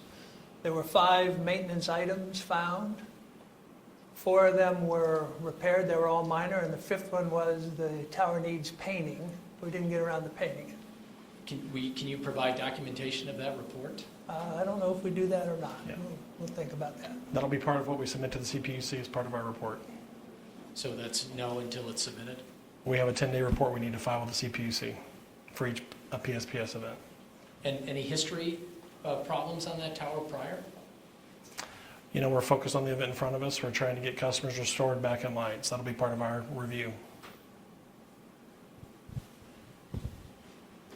Christian, you got anything? Anybody else? Going once, going twice? All right, thank you, everybody. We'll see you tomorrow, same time, 5:30. Going home.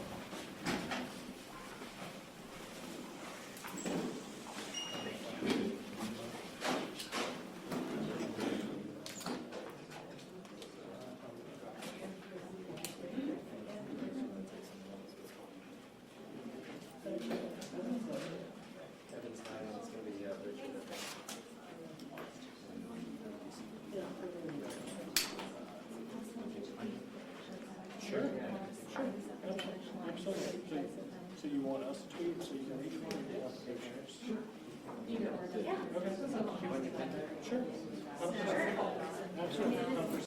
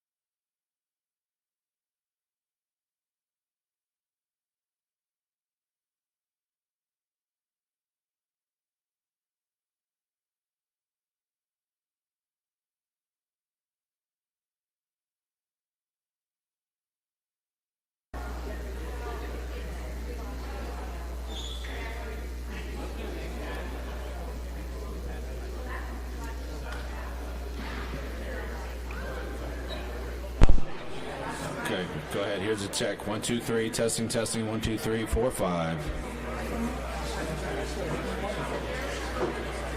Perfect. 1, 2, 3, 4, 5. Mic check. Testing, testing your microphone. Making sure everything is good. Everybody's happy. All right.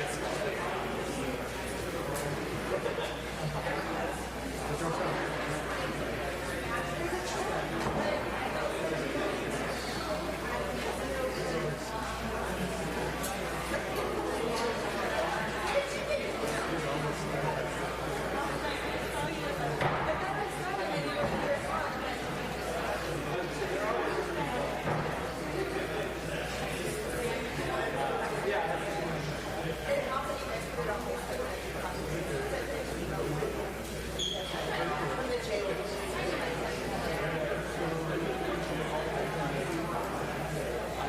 Misty. And you just pop that iPhone into a little thing. Oh, yes.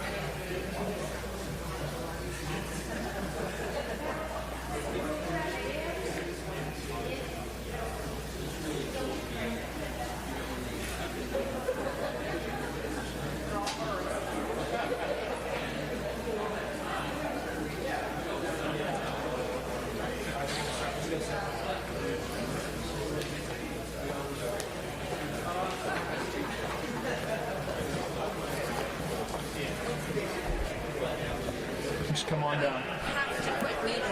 I know, right? right down here. Right? Oh, well, that's David Rabbit's. That's David Rabbit's spot. Oh, no problem. Are we doing any no splits today. Okay. This seems a little bit more compact. Yeah, come on out. You just go by Aristotle. Go by Aristotle. No, I don't know which one I was named after. Yeah. Are we on this order? We're going in order. We do now. It's developed, but you're in regular places. But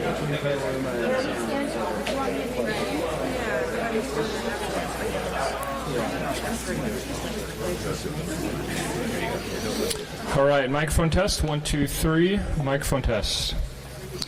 Welcome. This is the 6:30 p.m. Press conference for the Kincaid incident here in Sonoma, Napa, and Lake counties. My name is Jonathan Cox, Division Chief and Information Officer with CAL FIRE Incident Management Team 6. Just a few things to start off. If you can mute your telephone if you do have a ringer on, and secondly, if you do need to make a phone or take a conversation, we ask you take it outside of this area. As usual, we will have time for questions and answers at the conclusion of the formal speakers. Additionally, we will have a Spanish language version at the end of the English language version of this press conference. Just to start things off, as everybody is probably well aware, since 24 hours ago when we were last here, we've made some pretty significant progress on the fire. The winds that we were talking about yesterday did not materialize to the extremes that we were fearful of, and that gave us a big opportunity to increase that containment overnight and again today. In addition, I would say that there's a lot of optimism that we have turned the corner for the better on this fire, and I think that is indicative of the fact that a lot of evacuation orders and warnings were lifted this afternoon. Just some numbers really quick. The fire is now 76,825 acres, so we're not seeing much growth in the perimeter. 45% contained now, up another 15% from this morning, and over 4,200 fire personnel out on the line.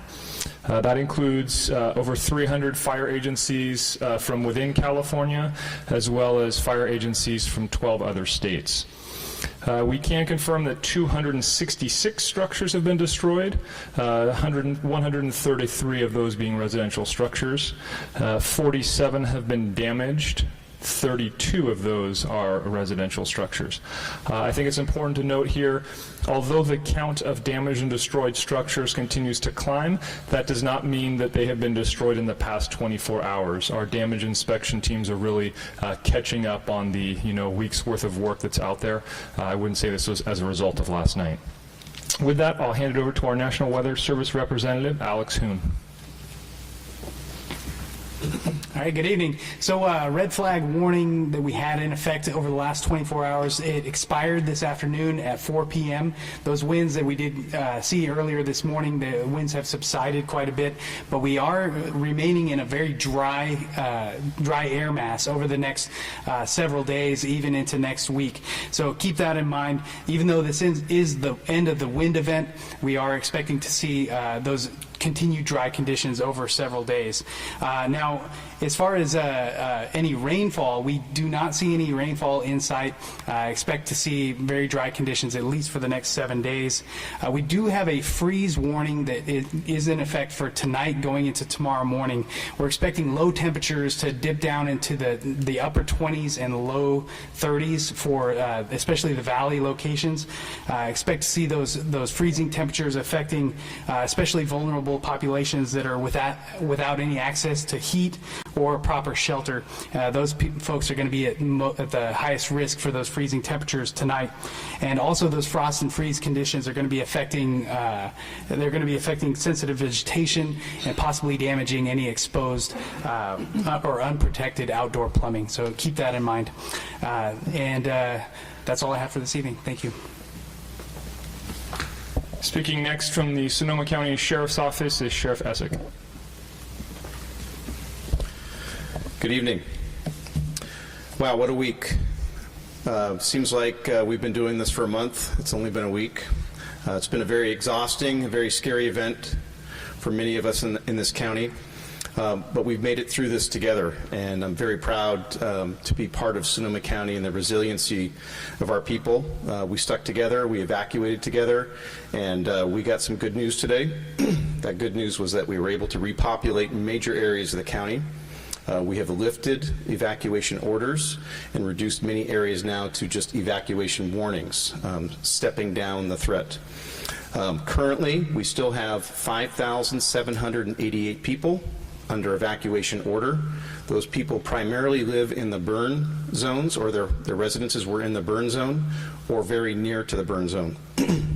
We anticipate keeping those 5,788 people under mandatory evacuation for the foreseeable future until we're able to get into those areas, do damage assessment, check for utility lines that are down, trees that are down, and inspect for environmental health and safety. So with the reduction in the order, we also still have 64,000 people under an evacuation warning. So those people have been allowed to return to their homes. However, they're still cautioned that if conditions were to significantly change, we may have to place them back under order. Although, as we've heard tonight, we believe that most of the threat is now in our rearview mirror, and we're moving forward here. At the Sheriff's Office over the next couple of days, we will be winding down our mutual aid. So currently we have over 200 peace officers from throughout the northern part of the state, along with the National Guard, providing security in the evacuation areas. We'll start to wind that down over the next day or so.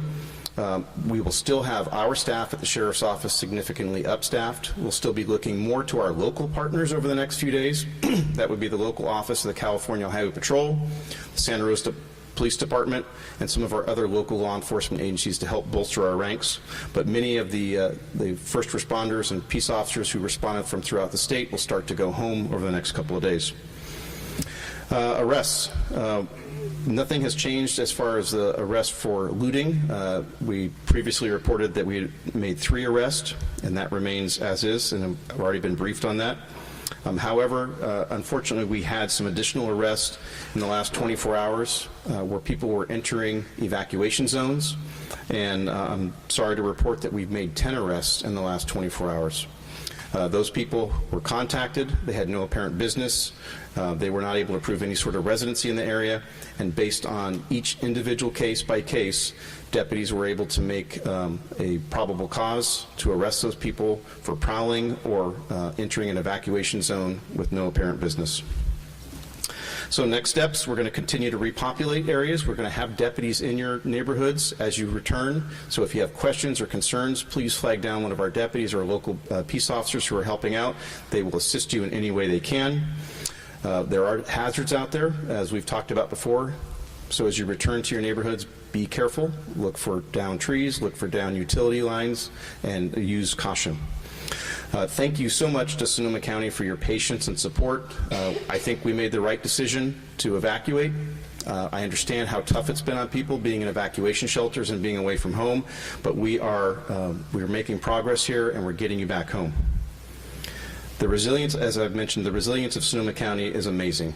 It exemplifies who we are in Sonoma County, what we've learned over the last few years about the hazards that are in this area, this great area that we live. And it really shows the spirit and strength of everyone in Sonoma County. So thank you for your patience, and hope we don't have to talk about this too much longer, and we're have this in the rearview mirror. Thank you. Next, from the California Highway Patrol, Captain Wolf. Good evening. I'm Captain Aristotle Wolf with the California Highway Patrol. I'm your local CHP commander. The Highway Patrol continues to support the sheriff in their mission for keeping folks out of evacuation zones and burn zones. We are bringing staffing from out of our area, our local area, from all over the Bay Area, but we have reduced back from statewide support. We have experienced traffic conditions increasing. I'm sure you, if you're on your way back to the homes, may have experienced some of that.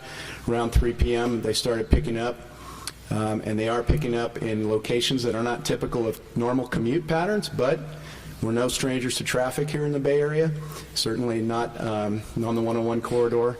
So I would not say that's anything worse than a very, very heavy commute.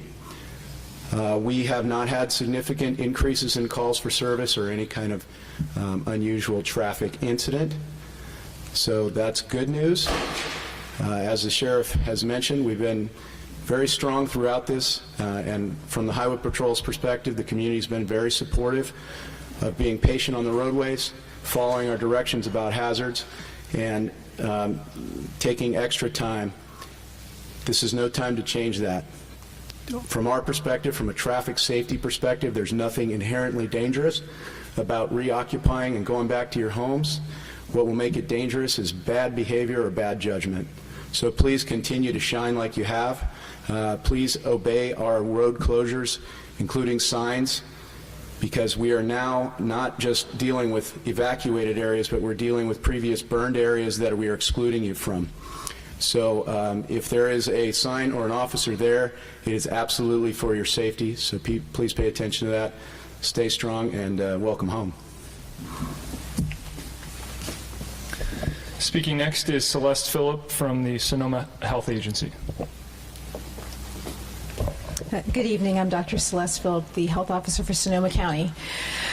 After a very long week, as we heard from the sheriff, and a safe return home, many of us are looking forward to sleeping in our own beds and having a home-cooked meal. If you are in parts of the county where the power was shut off, we want to remind you about food safety. Food that has been in a refrigerator that has lost power for more than 4 hours, unfortunately, is no longer safe to eat. So please avoid the temptation for your favorite treat in your refrigerator, and when in doubt, throw it out. We also want to remind everyone that there were a number of healthcare facilities that also lost power. So if you are an individual resident in our community that needs a medication refill and your doctor's office is still closed or you're not able to get in, we have special provisions in emergencies for you to be able to go to a pharmacy, preferably the pharmacy you normally go to, and you can get refills without having a physician or other healthcare provider authorization during this period. So please keep that in mind. You do not have to go to an emergency room if it's just for a medication refill.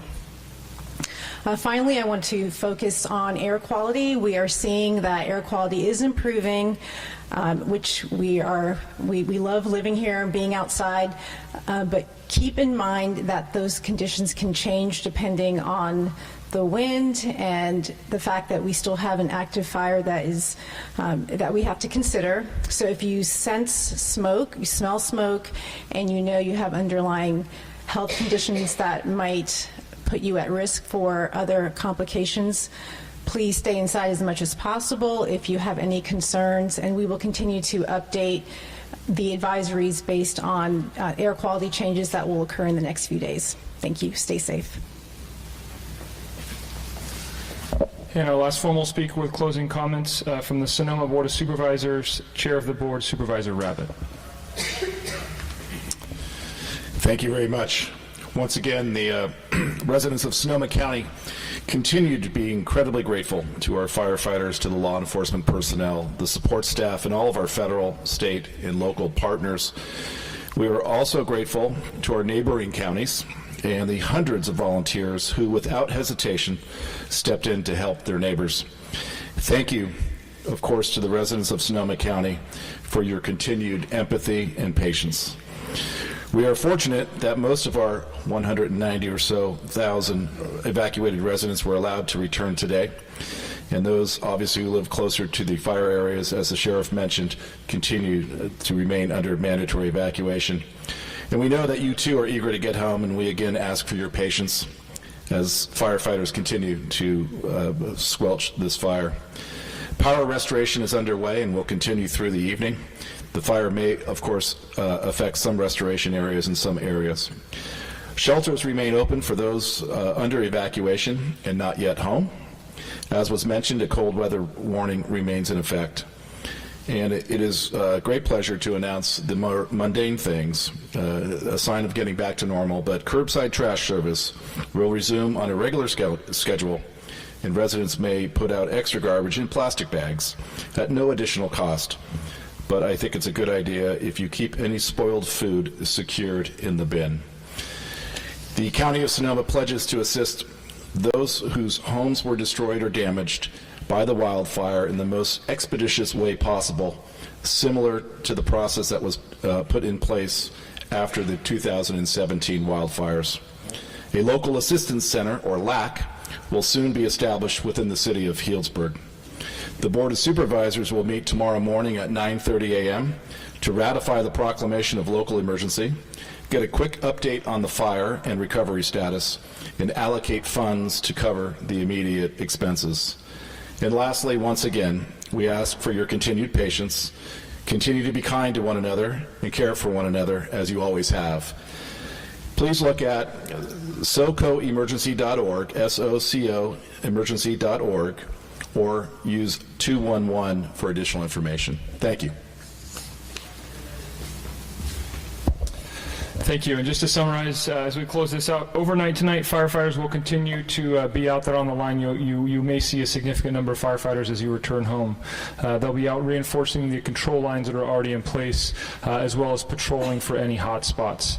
We will also have areas of the fire where we do repair work, essentially fire line repair to any areas that may have been damaged.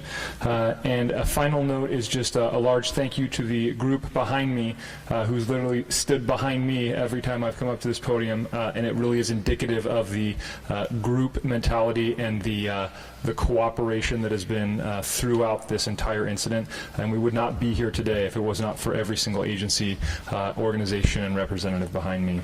With that, I'm happy to open it up for any questions.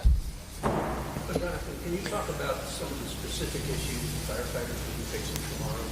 Yeah, so now, what we call the flaming front is a little bit behind us now. We're not as concerned with a fire coming into a community with force. Now we're looking at the things that are the secondary hazards. We're looking at the trees that might fall. We're looking at, the hot pits of ember that may still be warm and smoldering that pose a hazard to firefighters. We're looking at other fire line potential or community areas that may have been damaged that may be a threat to kind of general safety. That is the kind of the mode and the phase that we're in right now, and that is, although difficult within itself, a welcome break from actually, fighting the front of a fire.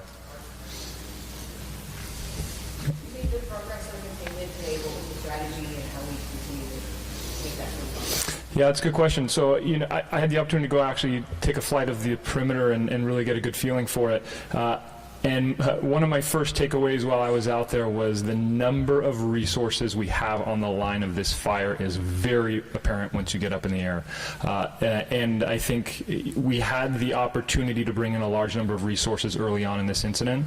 And the fire line coming up to the back of Windsor and Santa Rosa and the perimeter that was put in over the last few days is really a testament to all the sweat and hours of physical labor that goes into 1% containment, and that is really the bottom line of all of this, is the number of firefighters that are out, or the hard work that was done, the fact that the community left and trusted the first responders to take care of business, really all came together to prove successful, and we're reaping the rewards of that investment right now.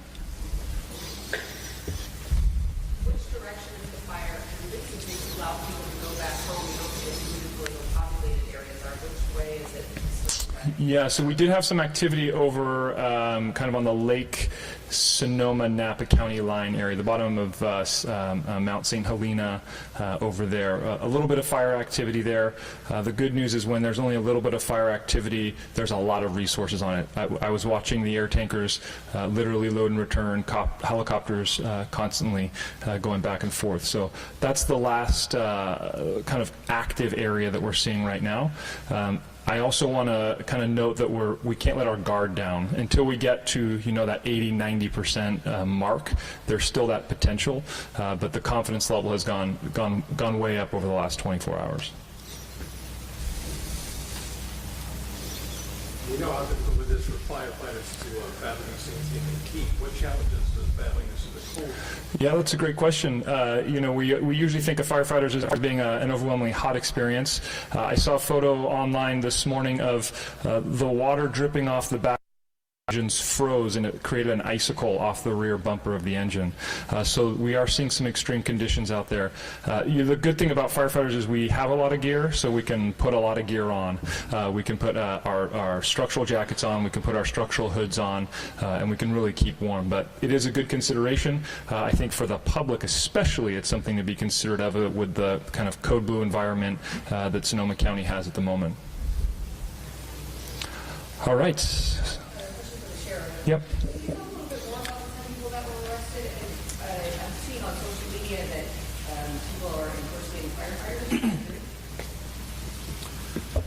I'm not aware of any reports of people impersonating firefighters. I can dive deeper into that and get back to you. Of the 10 people that we've arrested in the last 24 hours, those are people that entered evacuation zones against orders. And as I've mentioned before, we want to be compassionate and caring for those who are experiencing anxiety and entering evacuation areas.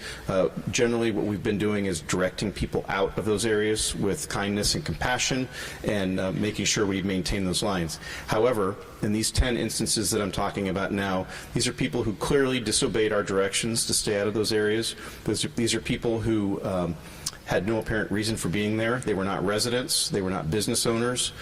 They were clearly, on a case-by-case basis, up to no good. They were there looking for crimes of opportunity, prowling, looking to take advantage of the situation. So I feel confident that we had the proper probable cause to make those arrests, and we will be presenting those cases to the district attorney's office for prosecution.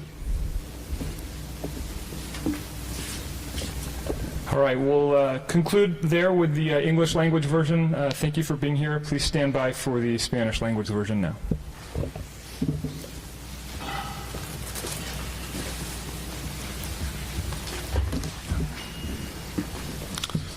Yeah, just let me know when you're ready.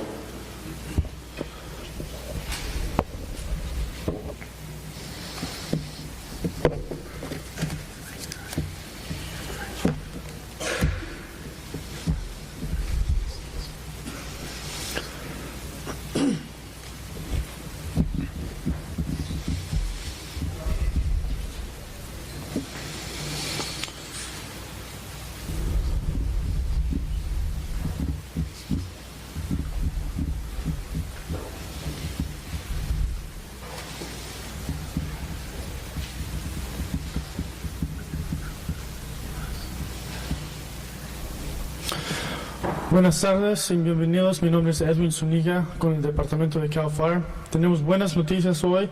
El incendio no creció de los 76.825 acres, se quedó en el mismo contenimiento. El contenimiento ha subido a 45%. Las estructuras que han sido destruidas han sido 266 y de esas estructuras 133 han sido residenciales privadas. 47 estructuras han sido dañadas y de esas 47, 32 han sido residencias privadas. Para hablar segundo viene Sheriff Juan